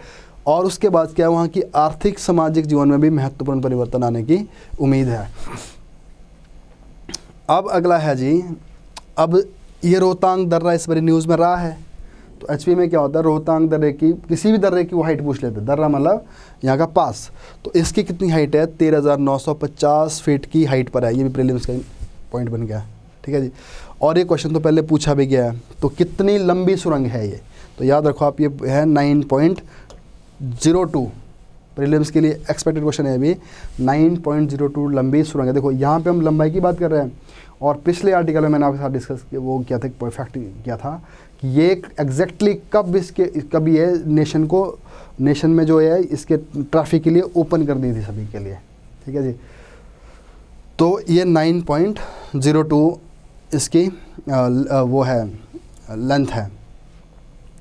तो अब देखो इसमें एक चीज़ और भी, कभी इसकी कुछ खास बातें क्या है, ये बड़ी मॉडर्न तरीके से बनाई गई है इसमें। तो मॉडर्न क्या है इसमें, सबसे पहले कि आधुनिक सुविधाओं से लैस रोहतांग सुरंग देश की पहली ऐसी सुरंग है, पहली ऐसी सुरंग बन गई है जिसमें जितनी भी टेक्नोलॉजी लग सकती है, जितने भी सेफ्टी मेजर लग सकते थे वो लगाए गए। आपातकाल स्थिति में एग्जिट टनल बगल में ना होकर मुख्य सुरंग के नीचे बनाई गई। तो कितनी ज़बरदस्त चीज़ है कि अगर कोई इमरजेंसी आ जाती है तो उस टाइम जो एग्ज़िट होगा तो वो ऐसे नहीं कि साथ सुरंग बना दी, इसके नीचे ही बना दी गई सुरंग, ताकि किसी को अगर वहाँ से बाहर निकलना हो, सुरंग नीचे बनाई गई ताकि मुश्किल हालात में नीचे वाली सुरंग से लोगों को बाहर निकाला जा सके। तो ये भी एक अच्छा पॉइंट है इसको ये। और दूसरा है, और इसके लिए हर 500 मीटर की दूरी पर एक बाहर निकलने का रास्ता बनाया गया है। तो 500 मीटर की दूरी के ऊपर एक और एग्जिट है। सुरंग में 250 की मीटर की दूरी पर सीसीटीवी कैमरा निगरानी करी हुई है। तो अगर आप आजकल देखोगे टनल के अंदर बहुत सारे लोग जाते हैं टूरिस्ट, और वहाँ पर उड़दंग मचाते हैं और बाद में उनको वहाँ पे पिटाई भी हो जाती है ठीक ठाक से। तो वो उससे क्या हो रहा है कि जो इतना सब कुछ रखा हुआ है, यहाँ पे सीसीटीवी कैमराज लगे हुए हैं, तो तभी वो लोग पकड़ में आ रहे हैं ना। अगर कुछ ऐसा नहीं होता, सही से नहीं होता, तो बहुत सारी यहाँ पे और भी मुसीबत आ जाती थी। ठीक है जी। और सुरक्षा के जवानों के लिए तो ये बहुत बड़ा वरदान है कि अब क्या उनको अपना जो भी उन्होंने लेके जाना सामान वो इजीली लेके जा सकते हैं। और भारत चीन के साथ जो हमारे संबंध है उसको थोड़ा और ज़्यादा हेल्दी कर देता है, क्योंकि हमारी जो पावर है यहाँ पे बढ़ जाती है अब, क्योंकि हम ऐसा नहीं कि अब 6 मंथ के लिए हम बंद हो जाएंगे, तो हमारा जो भी ट्रांसपोर्टेशन है वो हमेशा ओपन रहेगा। और लाहौल घाटी में 6 महीने के लिए आवाज़ बंद हो जाती थी। 6 महीने के लिए जो लाहौल घाटी थी वो बंद हो जाती थी, अब क्या हो गया, वो उसमें निरंतर गतिविधियाँ चलती रहेगी जी। ठीक है जी। अब ये एक पार्ट बन गया जी कि प्रीलिम्स के लिए क्या बनता है। अब अगर उसके बाद देखेंगे हम लाहौल स्पीति के जो लोगों की इकॉनमी का सोर्स, अभी इस टनल को आप बाहर निकाल दो, आप सीधा कनेक्ट कर दो सिलेबस के साथ कि जो ट्राइबल पॉपुलेशन है उनकी इकॉनमी क्या क्या है। तो देखो, चंबा के जो ट्राइबल पॉपुलेशन है उनकी कुछ इकॉनमी और है, और जैसे गुज्जर कम्युनिटी है हिमाचल में, उनके कुछ और है, किन्नौर वाले लोग हैं उनके कुछ और है। तो लाहौल स्पीति वाले जो लोग हैं ना, उनकी इकॉनमी के मेन सोर्स क्या है, वो चाहे आप एक जगह लिख लो, और यही इन्फॉर्मेशन आपको मेंस के लिए चाहिए, इसीलिए आपको कोई भी ऐसी बड़ी बुक पढ़ने की ज़रूरत ही नहीं है। तो देखो क्या क्या पॉइंट मिलता है यहाँ पे आपके लिए। वर्तमान स्थिति में करीब 5000 बीघा पर आलू, मटर, गोभी और लिली के फूलों की खेती की जा सकती है। तो अब देखो 2 पॉइंट हमें यहीं मिल गए। तो एक तो क्या होती है यहाँ पे, जो वेजिटेबल्स हैं, जो सब्जियां हैं, वो उगाई जाती है। तो सब्जियों के एग्जांपल के तौर पर क्या लिखोगे आप, आलू, मटर एंड गोभी। और लाहौल एक ऐसा एरिया है जहाँ पे पर यूनिट ऑफ एरिया है उसके हिसाब से यहाँ पे प्रोडक्शन बहुत ज़्यादा है, मतलब इंटरनेशनल लेवल पर कहीं दूसरे तीसरे स्थान पर आता है। तो इतनी ज़्यादा यहाँ पे आलू की प्रोडक्शन होती है और गोभी हो जाती है। और देखो अब दूसरा क्या बन गया यहाँ पे, फ्लावर्स। तो फ्लोरिकल्चर भी यहाँ पे डेवलप है। तो यहाँ पे फेमस फूल कौन सा हो गया, लिली, उसको एग्जाम्पल के तौर पर रख लो। तो अब इसके लिए इसको बोलते हैं क्या, बेसिकली एंसिलरी हॉर्टिकल्चर। हॉर्टिकल्चर के साथ एक चीज़ और डेवलप हो रही है वहाँ पे, दैट इज़ एंसिलरी हॉर्टिकल्चर। तो एंसिलरी जो हॉर्टिकल्चर है, इसमें हम देखते हैं फ्लावर और बी, मक्खी पालन, और तीसरा है मशरूम। तो एंसिलरी हॉर्टिकल्चर। तो आप बड़ी हेडलाइन क्या दोगे, तो ये साथ साथ क्या देता है हमें, एंसिलरी हॉर्टिकल्चर, जो जिसमें एक फूल है फेमस कौन सा, लिली। हिमाचल में जौ की कुल उत्पादन की 70% लाहौल स्पीति और किन्नौर जिलों से उत्पादन होता है। तो जौ होता है ना अनाज, तो उसकी भी 70% पूरे हिमाचल कहाँ से पैदा हो रहा है, वो किन्नौर और लाहौल स्पीति में। तो ये दोनों ट्राइबल है। तो अगला क्या हो गया यहाँ पे, एग्रीकल्चर भी यहाँ पे अच्छा है। तो जिसका जो मेन है इनका वो है अपना जौ। और उसके बाद देखो 2000 बीघा में क्या होता है, यहाँ पे सेब होता है। तो इसका मतलब है यहाँ पे एप्पल प्रोडक्शन का भी स्कोप है। तो ये भी एप्पल भी हो गया इनका, हॉर्टिकल्चर में ही आ गया है। यौग घाटी अपने आप में सौंदर्य समेटे हुए। तो अगर सौंदर्य समेटे हुए तो क्या हो गया, यहाँ पे क्या होगा, पर्यटन, मतलब टूरिज़्म। तो एक सोर्स यहाँ पे टूरिज़्म बन गया। तो agriculture, horticulture, ancillary horticulture and again हमारा क्या, पर्यटन बन गया, टूरिज़्म बन गया। और मनाली के साथ तो है ही है इस क्षेत्र का लिंक। और आगे जाके कहाँ करेगा ये, मनाली के साथ, और आगे लद्दाख के साथ जुड़ जाएगी ये सारी चीज़ें। तो लद्दाख में भी है ये। और किलांग जो घाटी है वहाँ जो लोग जाते हैं, धार्मिक स्थल। तो एक क्या है, अब लोगों के इनकम का एक सोर्स क्या हो गया यहाँ पे, कि जो टूरिस्ट वहाँ पे एंटर होता है वो धार्मिक स्थल में जाता है, कल्चरल टूरिज़्म करता है। तो उस तरह से क्या होगी, वहाँ के लोगों की इनकम और बढ़ जाती है। और अच्छे लेवल की यहाँ पे स्पीति में सब्जियाँ हो जाती है। और रोहतांग के बाद अब शिंकू, अब इसके बाद क्या करें, इसको और बोर है, एक और पास है शिंकुला और बारारचा दरा। तो इस सारे शिंकुला एंड बारारचा दरा देखो सारी न्यूज़ में। इसका मतलब है रोहतांग में टनल बन गई है। तो अगला टारगेट क्या रखा है सरकार ने, कि जो शिंकुला एंड बारालाचा दर्रा है, उन पे भी हम इस तरह के टूरिज़्म को, उस तरह की जो टनल है वो बनाएंगे, तो जिससे और कनेक्टिविटी बढ़ जाएगी यहाँ पे, तो वहाँ पे भी क्या आएगा, इकोनॉमी के वही डेवलपमेंट आने स्टार्ट हो जाएगी। तो अब इस बार ये 2 न्यूज़ में है शिंकुला एंड बारालाचा दर्रा, तो ये भी क्वेश्चन क्या पता पूछ ले इस बारी, तो या तो इनकी हाइट पूछ ले, या तो किस किस को जोड़ते हैं, जैसे बारालाचा पास है जहाँ से चंद्रन भागा रिवर भी निकलती है ना, लाहौल स्पीति में आगे जाकर रिवर भी टांडी बन जाती है, टांडी में वो चनाब बन जाती है, ठीक है जी। और ये भी है एक। अब प्रॉब्लम क्या है कि जब हम इस तरह की डेवलपमेंट करते हैं, जब इस तरह के टनल्स वगैरह बनाते हैं, तो अब इस तरह से, तो सवाल ये है, अब यहाँ पर देखो ना, अभी हम टनल की बात नहीं कर रहे थे, तो अगर आपसे क्वेश्चन ही पूछता है कि जो लाहौल स्पीति का जो एरिया है, वहाँ की इकोनॉमी की वाइबल सोर्सेज क्या है लोगों के पास, कल्चर की हम बात नहीं कर रहे, सिर्फ किसकी बात कर रहे हैं, इकोनॉमी की। तो आप एग्रीकल्चर की बात करोगे, हॉर्टिकल्चर की बात करोगे, एंसिलरी हॉर्टिकल्चर की बात करोगे, टूरिज़्म की बात करोगे, और टूरिज़्म के अंदर बहुत सारी बात करोगे, कल्चरल टूरिज़्म की बात करेंगे, वहाँ की होम स्टे की बात करेंगे, इको टूरिज़्म की बात करेंगे, ठीक है जी। और इस तरह से वहाँ की इकोनॉमी बढ़ रही है। और अब रिसेंटली क्या कर दिया है, अब आप इसमें ऐड कर दोगे, रिसेंटली गवर्नमेंट ने जो ये रोहतांग टनल को ओपन कर दिया है, उसने क्या कर दिया है, इस इकोनॉमी की जो कंडीशन है उसको और ज़्यादा तेज़ कर दिया है। अब जहाँ यहाँ पे सब्जियाँ हैं, आलू है, जो भी है इनका, तो उसको इजीली वो ट्रेड करके मंडियों तक पहुँचाते हैं।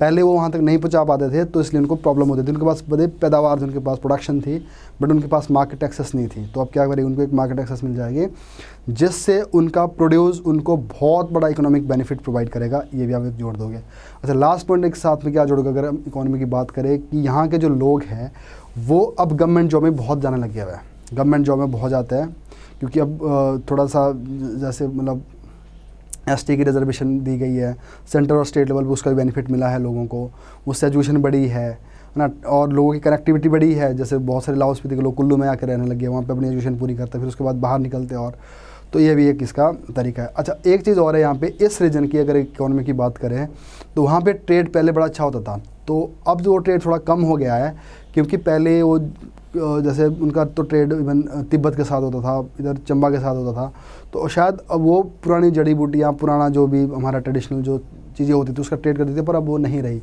तो अब उस ट्रेड को रिप्लेस कौन करेगा, जो ये मॉडर्न ट्रेड है, जिसके ऊपर ये एग्रीकल्चर हॉर्टिकल्चर जो प्रमोट करेगा। तो इस तरह से एक सेंस में इनकी इकोनॉमी की यहाँ पे बात हो गई है। अब अगला है कि अगर ये दूसरी 2 टनल और बनेगी यहाँ पे, एक शिंकुला और दूसरी बारालाचा दर्रा से, तो इनकी जो इकोनॉमी में और ज़्यादा ग्रोथ होने स्टार्ट हो जाएगी। बट प्रॉब्लम क्या होती है, अब आप इस सिलेबस में एक जगह और लिखा होगा इन्वायरमेंट इम्पैक्ट असेसमेंट। तो इस तरह के काम को रोकती सबसे पहले क्या है कि जो गवर्नमेंट की कुछ पॉलिसीज़ इस तरह की होती है, कुछ इस तरह के लॉज होते हैं जिनसे एनओसी लेना, जिनसे पास करवाना ज़रूरी पड़ जाता है। तो जब सरकार एक काम करती है, कभी टनल बनाती है, कभी सड़क बनाती है, कभी कुछ और बनाती है, तो इसमें ये देखना होता है कि इस टनल के बनने से इन्वायरमेंट के ऊपर क्या असर पड़ेगा। तो इन्वायरमेंट इम्पैक्ट असेसमेंट करना ज़रूरी है। तो इन्वायरमेंट में याद रखना कि ये आपके सिलेबस में है। देखो हम क्या करते हैं, हमें चाहिए डेवलपमेंट कब आएगी, जब हम इंफ्रा डेवलप करेंगे। जब हम डेवलपमेंट के लिए इंफ्रा डेवलप कर रहे हैं, तो उस टाइम क्या करेंगे हम, इन्वायरमेंट इम्पैक्ट असेसमेंट, इन्वायरमेंट को देखना ज़रूरी है। अब कई बार अगर ये डेवलपमेंट इन्वायरमेंट इम्पैक्ट असेसमेंट के अकॉर्डिंगली नहीं हो रही होगी, तो वही क्या बन जाएगा, मैन मेड डिज़ास्टर। ठीक है जी। तो अब देखो ये तीनों चीज़ जुड़ी हुई है आपस में, development, environment impact assessment and disaster. अगर तीनों को बैलेंस करके काम करेंगे तो ना डिज़ास्टर होगा, और करनी क्या पड़ेगी हमें, इन्वायरमेंट इम्पैक्ट असेसमेंट। और जो डेवलपमेंट होगी वो कैसी होगी, सस्टेनेबल डेवलपमेंट होगी, जिसका बेनिफिट हम भी उठाएंगे, अगली जनरेशन भी उठाएगी, और नेचर भी उठाएगा। नेचर को कोई लॉस भी नहीं होगा कि हम कुछ ऐसा काम नहीं करेंगे जिससे हमारा जो पर्यावरण है वो ही ख़राब हो जाए। ठीक है। तो ऐसी टर्मिनोलॉजी, तो जो भी मैं यहाँ पे इस तरह की जो बात हम लिखता हूँ, सारी वही लिखता हूँ जो सिलेबस में उठा के, राइट। तो इनको इन शब्दों पे ध्यान दिया करें हमेशा, क्योंकि इनके बेस पर ही फिर आपके क्वेश्चन बन जाते हैं, राइट। तो इस तरह से ये स्टेट के लिए एक अच्छी बात है। तो गवर्नमेंट क्या बोलते हैं, अटल टनल का आलोक रोहतांग के आर पार। तो ये आपकी ये भी एक अच्छी न्यूज़ है। अब नेक्स्ट, अब ये बहुत इम्पोर्टेंट है, इसको तो आप अच्छी तरह से पढ़ना, इसमें से कुछ पॉइंट निकालना। सुगमय हिमाचल, कि सुगमय का मतलब है कि अब हिमाचल के अंदर जाना आप लोगों के लिए कितना आसान है।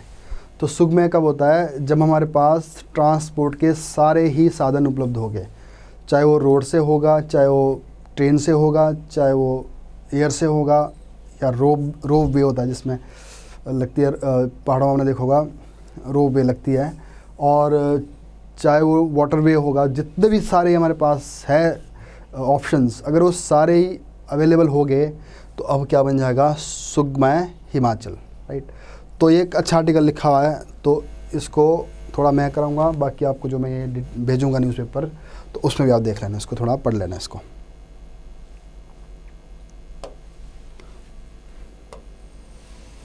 देखो सबसे पहले एक डाटा दे रखा है, पहले इसको देखते हैं। अब देखो मेंस में आपके लिखा हुआ है सिलेबस पार्ट है ये, प्री में तो बनते हैं क्वेश्चन। तो सड़क की लंबाई कितनी है हिमाचल में? 37,808 किलोमीटर। तो प्री के लिए आप इसको रट्टा ही मार देते हैं, मैं तो 37,808 किलोमीटर है। पक्की सड़कें 28, चलो अगर आपको ये डाटा याद ना रहे तो चल जाएगा, पर ऊपर वाला याद रखना 37,000 वाला। पक्की सड़कें 28,588, 28,588। और सड़कें जुड़े गांव, तो अभी हमारे पास जितने भी गांव हैं उनसे जो कनेक्ट हो चुके हैं वो है 10,488, 10,488। और सड़कों से जुड़ी पंचायतें, अब इस बार पंचायत राज इलेक्शन है, वैसे तो 300 कुछ पंचायतें नई बनी हैं, पर यहाँ पे जो डाटा दिया गया है वो पिछली पंचायत के अकॉर्डिंगली दिया गया है। अभी 300 आई थिंक 87 नई पंचायतें बनी है इस साल, जो प्री के लिए क्वेश्चन बनेंगे इस साल। और ये जो डाटा दिया गया है पे, ये पिछले साल जितनी पंचायतें थी 3,226 पंचायतें थी, उनमें से क्या है 3,226 थी यहाँ, उसमें से 3,162 3,262 पंचायत को कनेक्ट कर दिया गया सड़क से। अगला है सड़क का घनत्व, इसका मतलब है सड़कों की डेंसिटी कितनी है। तो 67.91 किलोमीटर, मतलब 100 स्क्वायर किलोमीटर के दायरे के अंदर जो 100 किलोमीटर का एरिया है उसमें क्या है 67.91 तक का जो एरिया है उसमें सड़क है। तो ये भी प्रीलिम्स के लिए क्वेश्चन पूछा जाता है। तो मतलब प्रति 100 वर्ग किलोमीटर, मतलब 100 स्क्वायर किलोमीटर को अगर देखें तो 100 स्क्वायर किलोमीटर के अंदर कितने 67.91 किलोमीटर का जो एरिया है वो सड़क है उसमें, और पुल है इसमें 2,199।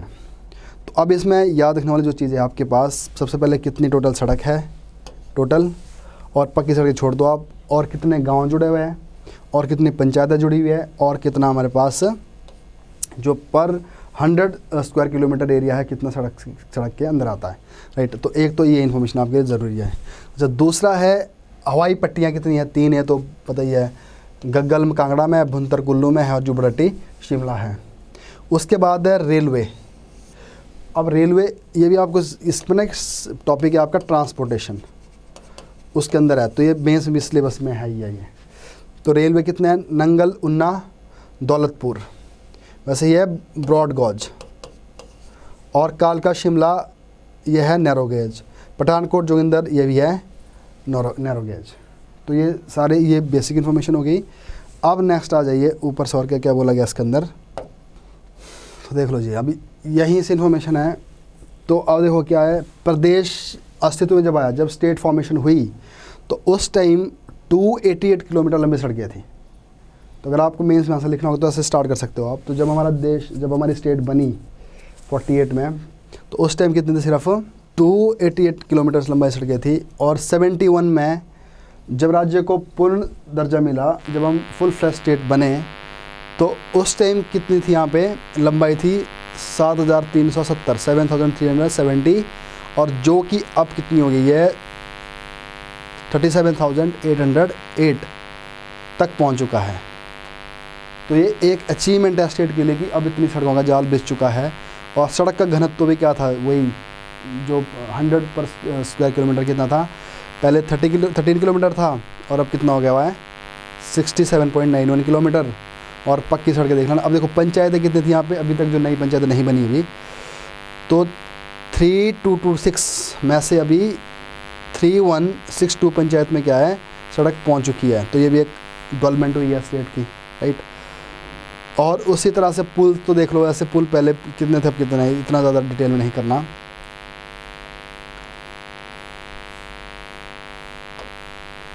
अब प्रीलिम्स के लिए एक और इम्पोर्टेंट क्वेश्चन यहाँ पे ये है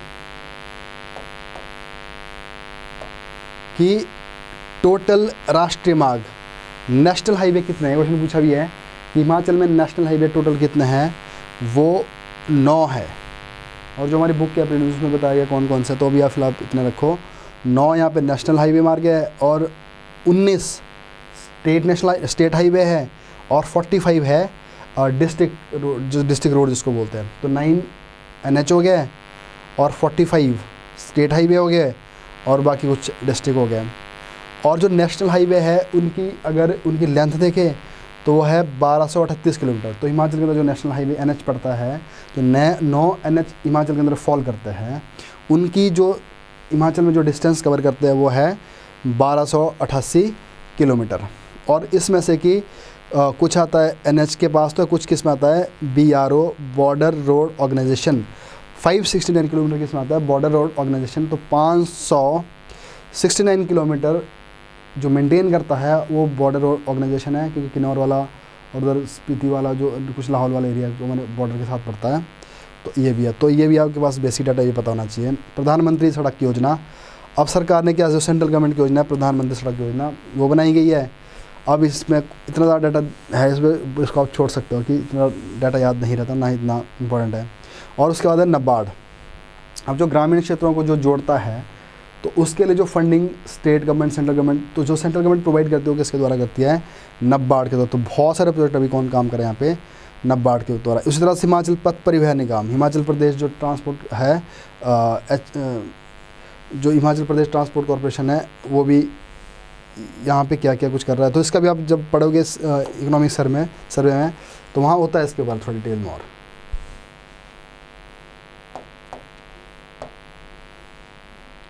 तो इसको वैसे इतना ज़रूरी नहीं कि कितनी बस है कितनी क्या है, ये हम स्किप कर सकते हैं यहाँ पे, क्योंकि इतना नहीं जानना हमें ज़रूरी है।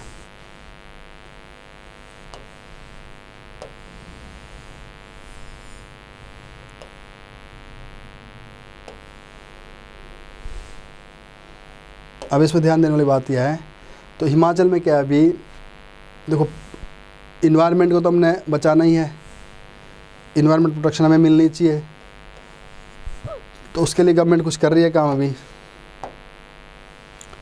जैसे 25 इलेक्ट्रिक बसें चली पड़ी है, इसी 25 मनाली में चली हुई है और 50 बस से शिमला में चली हुई है और 36 बस से अन्य रूटों में चल रही है। तो इसका मतलब है हिमाचल में क्या है कि कुछ बसेस चलने स्टार्ट हो गई है जो इलेक्ट्रिक बसें हैं। तो सबसे ज़्यादा कहाँ पे, शिमला में और फिर मनाली में और कुछ अदर में चल रही है। और 50 टैक्सियाँ हिमाचल प्रदेश के 17 शहरों में और कस्बों में चलाई जा रही है। तो टैक्सी भी चलाई जाती है हिमाचल में। तो ये इलेक्ट्रिक बसों का भी कंसेप्ट है, तो जिससे थोड़ा हमारा ट्रांसपोर्टेशन इन्वायरमेंट फ्रेंडली होता जा रहा है। प्रदेश में ट्रांसपोर्ट नगर निगम स्थापित की गई। याद रखना, प्रदेश में ये भी प्रीलिमिनरी क्वेश्चन बनता है, प्रदेश में ट्रांसपोर्ट नगर स्थापित किए गए।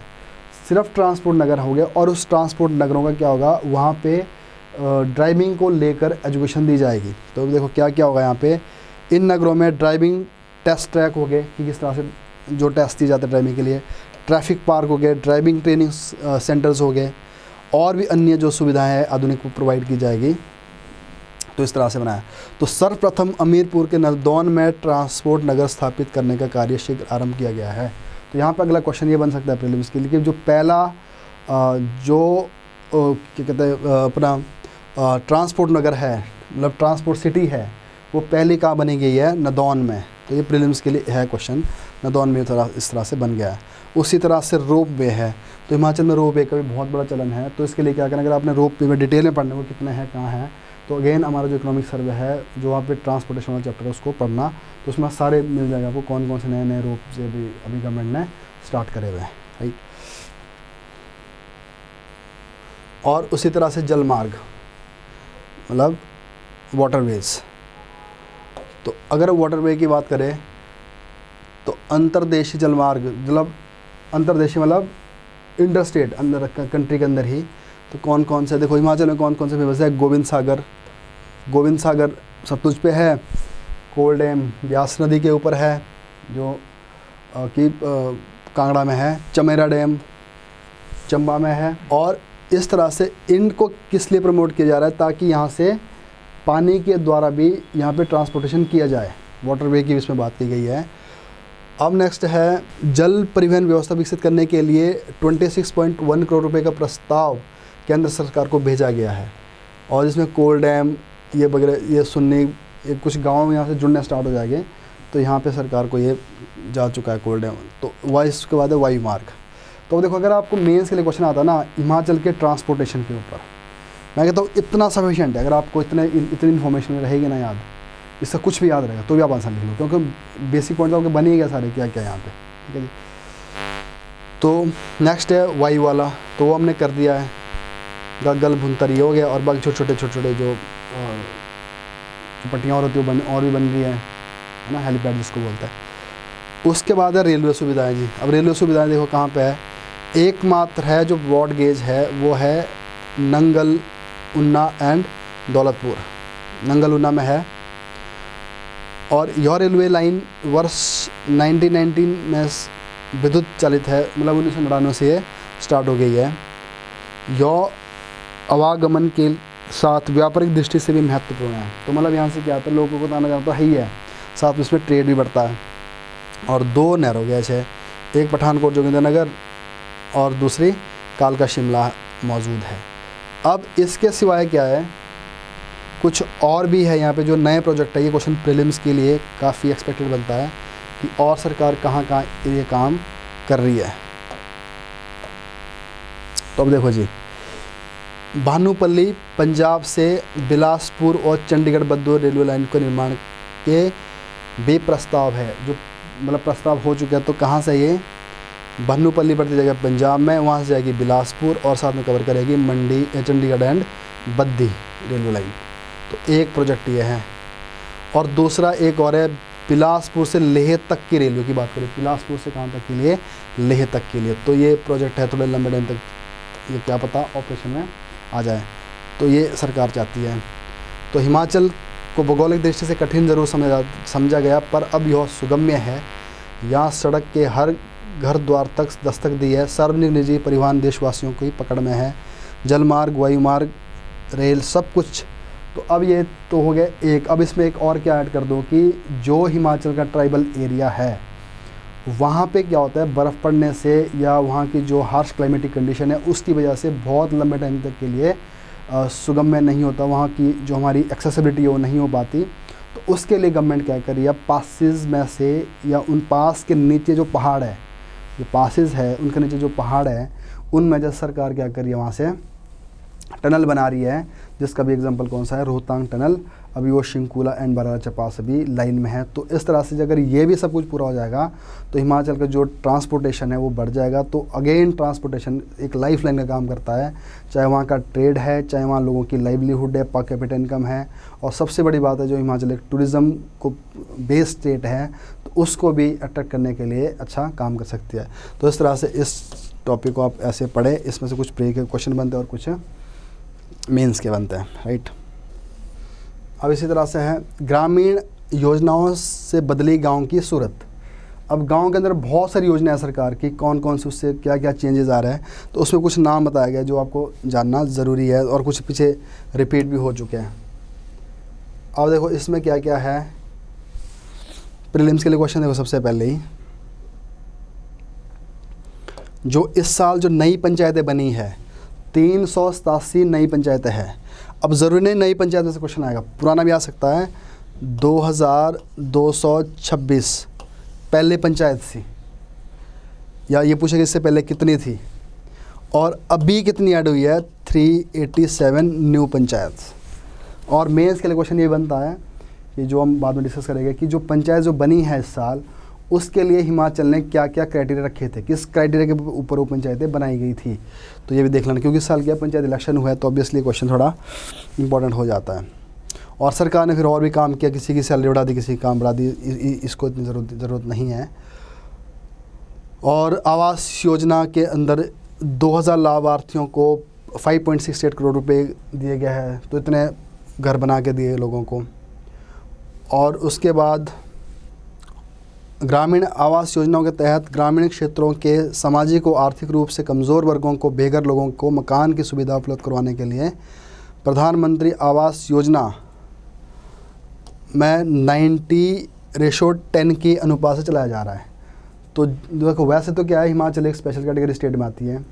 जितनी भी सेंट्रली स्पॉन्सर्ड स्कीम होगी उसकी रेशो यही रहती है, 90% उसमें सेंटर खर्च करता है और 10% स्टेट करता है। तो अब यहाँ जो आवास योजना है इसमें भी यही चला हुआ है, तो ये भी आप रखना याद यहाँ पे। अब इसके सिवाय कुछ योजना है जो लोगों को रोज़गार के लिए है या उनके स्किल्स के लिए है। तो ये योजना है, विकास खंडों में चरणबद्ध पार्क बगीचे और विकसित किए गए हैं। मतलब वहाँ के जो सिटीज़ है, जो छोटे छोटे टाउन है, उनमें क्या कर दिया है कि पार्क्स वगैरह स्टार्ट कर दिए। तो वहाँ के अम्यूज़मेंट होगा लोगों का, इन्वायरमेंटल सुधरेगी और लोगों के लिए जॉब भी जनरेट हो जाएगी वहाँ पे। तो अब एक है यहाँ पे पारंपरिक कला एवं शिल्प धरोहर स्वरूप संरक्षित करने के लिए मुख्यमंत्री ग्राम कौशल योजना आरंभ की गई है।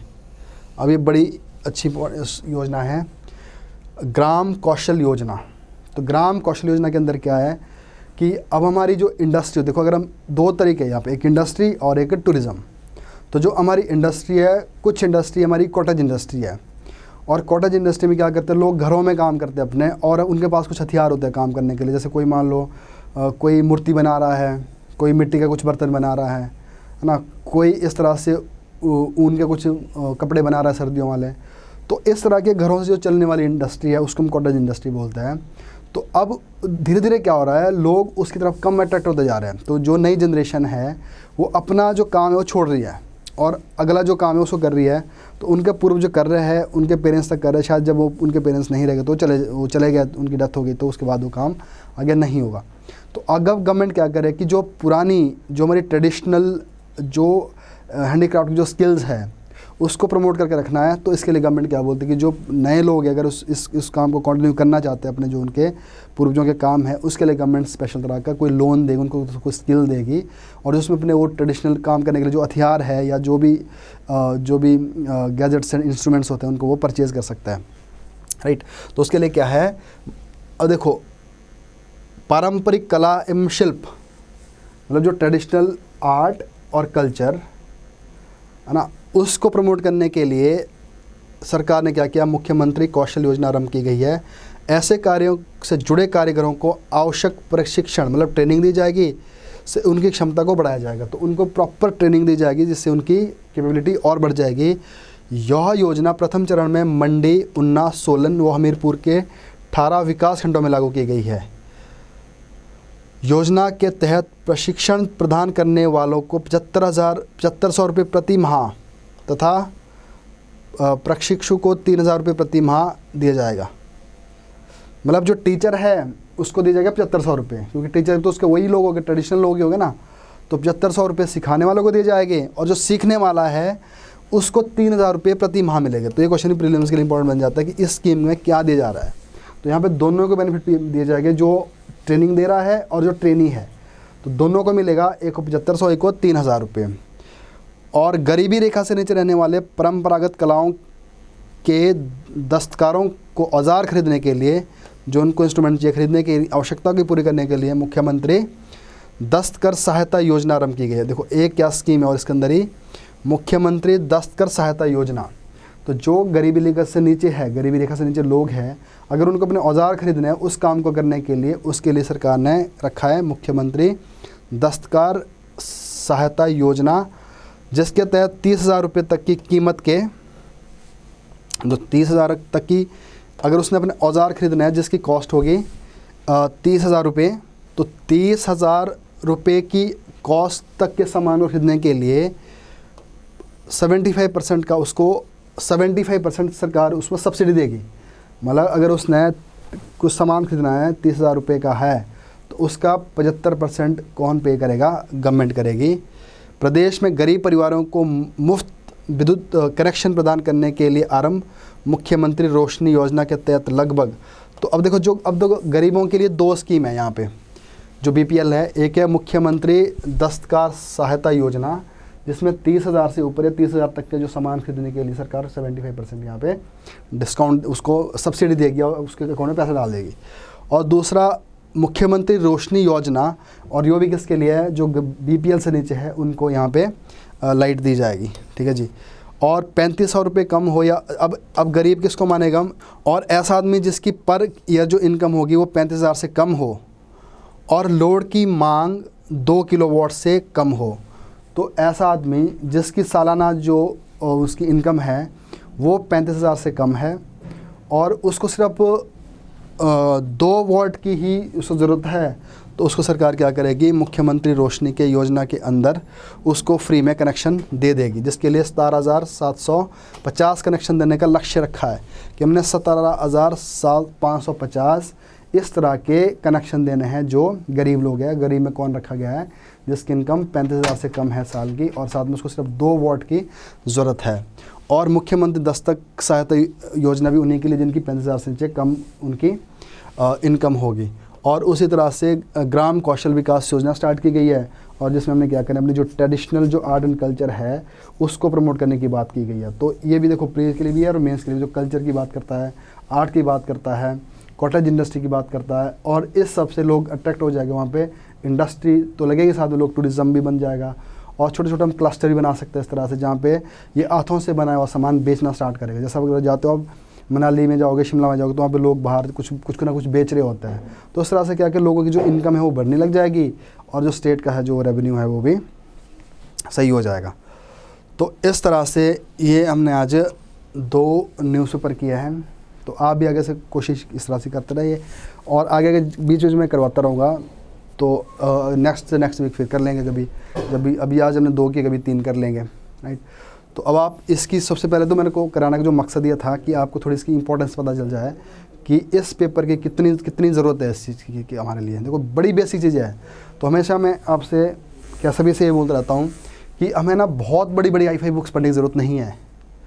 अगर आप अपने प्रीवियस ईयर क्वेश्चन सिलेबस के साथ जुड़ जाए सही से और कम से कम रिसोर्सेज करोगे ना, और वो रिसोर्सेज आपके वो होने चाहिए जिसको आप लिंक कर पा रहे हो, उनको आप डिलीवर कर पा रहे हो पेपर का टाइम, है ना, और एक बात को आप दूसरे से लिंक कर पा रहे हो, तो कम रिसोर्सेज के साथ भी आपकी तैयारी होनी स्टार्ट हो जाएगी, है ना। और इसी के बेस पर फिर आगे पर राइटिंग होगी आपकी, है ना। तो अगर आपने यहाँ पे कुछ पूछना है तो यू कैन आस्क, और otherwise we will meet tomorrow. कोई सवाल है तो पूछ सकते हो 2-3 मिनट में। देखो करंट अफेयर कहाँ से स्टार्ट करें। देखो वैसे तो मैं बताया अभी भी आपको, करंट पेपर एक तो अगर आपने मई में पेपर देना है, इस साल देना है, तो फिर 1 साल का ज़रूर करें, ठीक है जी। और अगर आपका टारगेट है 2022, तो जहाँ से आप कर रहे हो वहाँ स्टार्ट कर लें, क्योंकि अपने आप को ना ऐसा रिस्ट्रिक्ट ना करोगे करंट अफेयर के साथ कि हमें इतना टाइम ही करना है। अगर आप पिछले साल का पेपर देखो ना, प्रीलिम्स का, तो उन्होंने पेपर हुआ था 2020 में, तो उन्होंने करंट पूछा 2018-19 का, तो इस हिसाब से तो आपको 18-19 का मतलब 1 साल और पीछे चलना पड़ेगा, पर इतना पीछे हम जा नहीं सकते। तो बेस्ट ये जिन्होंने साल वाला पेपर देना है 1 साल का अच्छे से कवर करें प्रॉपर। अच्छा, जो 2022 के लिए वो ऐसी कोई लिमिट ना रखे कि हमें पेपर अगर हमने 2022 में देना है तो हम तभी करंट पढ़ेंगे, वो सबसे गलत बात है। क्योंकि करंट इकोनॉमिक GS है, जनरल स्टडी है, तो करंट के साथ आपको हमेशा रहना पड़ेगा। जैसे अब देखो, अभी हमने पढ़ा कि रोहतांग टनल इस साल खुली है 2020 में, तो अब हमें क्या लगता है, हमने सिर्फ यही पढ़ा है कि बस इस दिन खुली है ये। रोहतांग टनल के साथ हमने कितनी चीज़ें कर ली यहाँ पे, ठीक है ना। तो जो 2022 में पेपर देंगे तो उनको ऐसा बिल्कुल भी नहीं सोचना चाहिए कि पेपर तुम्हारा 1 साल या 2 साल के बाद है तो हम करंट करेंगे, तो ये बिल्कुल एकदम गलत बात होगी। तो करंट आपको डेली होना चाहिए। इस पेपर में आप जब से आपने सोच लिया ना तैयारी करनी है, चाहे आप कॉलेज में ही हो भी क्यों ना, चाहे +2 में क्यों ना हो, आप उसी दिन से आपको करंट पढ़ते रहना चाहिए। क्योंकि आप अपने जो देश के अंदर हो रहा है, सोसाइटी के अंदर हो रहा है, इंटरनेशनल लेवल पर हो रहा है, उससे आप अवेयर रह रहे हो। तो जनरल स्टडी का मतलब यही है, जनरल नॉलेज है कि आपकी कितनी अवेयरनेस है। तो अवेयरनेस कहाँ से आती है, करंट के साथ, और उस करंट को कहाँ जोड़ोगे आप अपने जनरल स्टडी के साथ, तो फिर आपकी इस तरह से तैयारी चलती रहेगी। तो जो इस बार पेपर दे रहा है उनके लिए है कि वो इस साल का 1 साल का करंट पढ़े। नेक्स्ट है सर टेलीग्राम चैनल का लिंक क्या है। तो उसमें टेलीग्राम चैनल में हमारा एक जोगटा एकेडमी स्टडी मटेरियल है, वो टेलीग्राम पे है, जा सकते क्या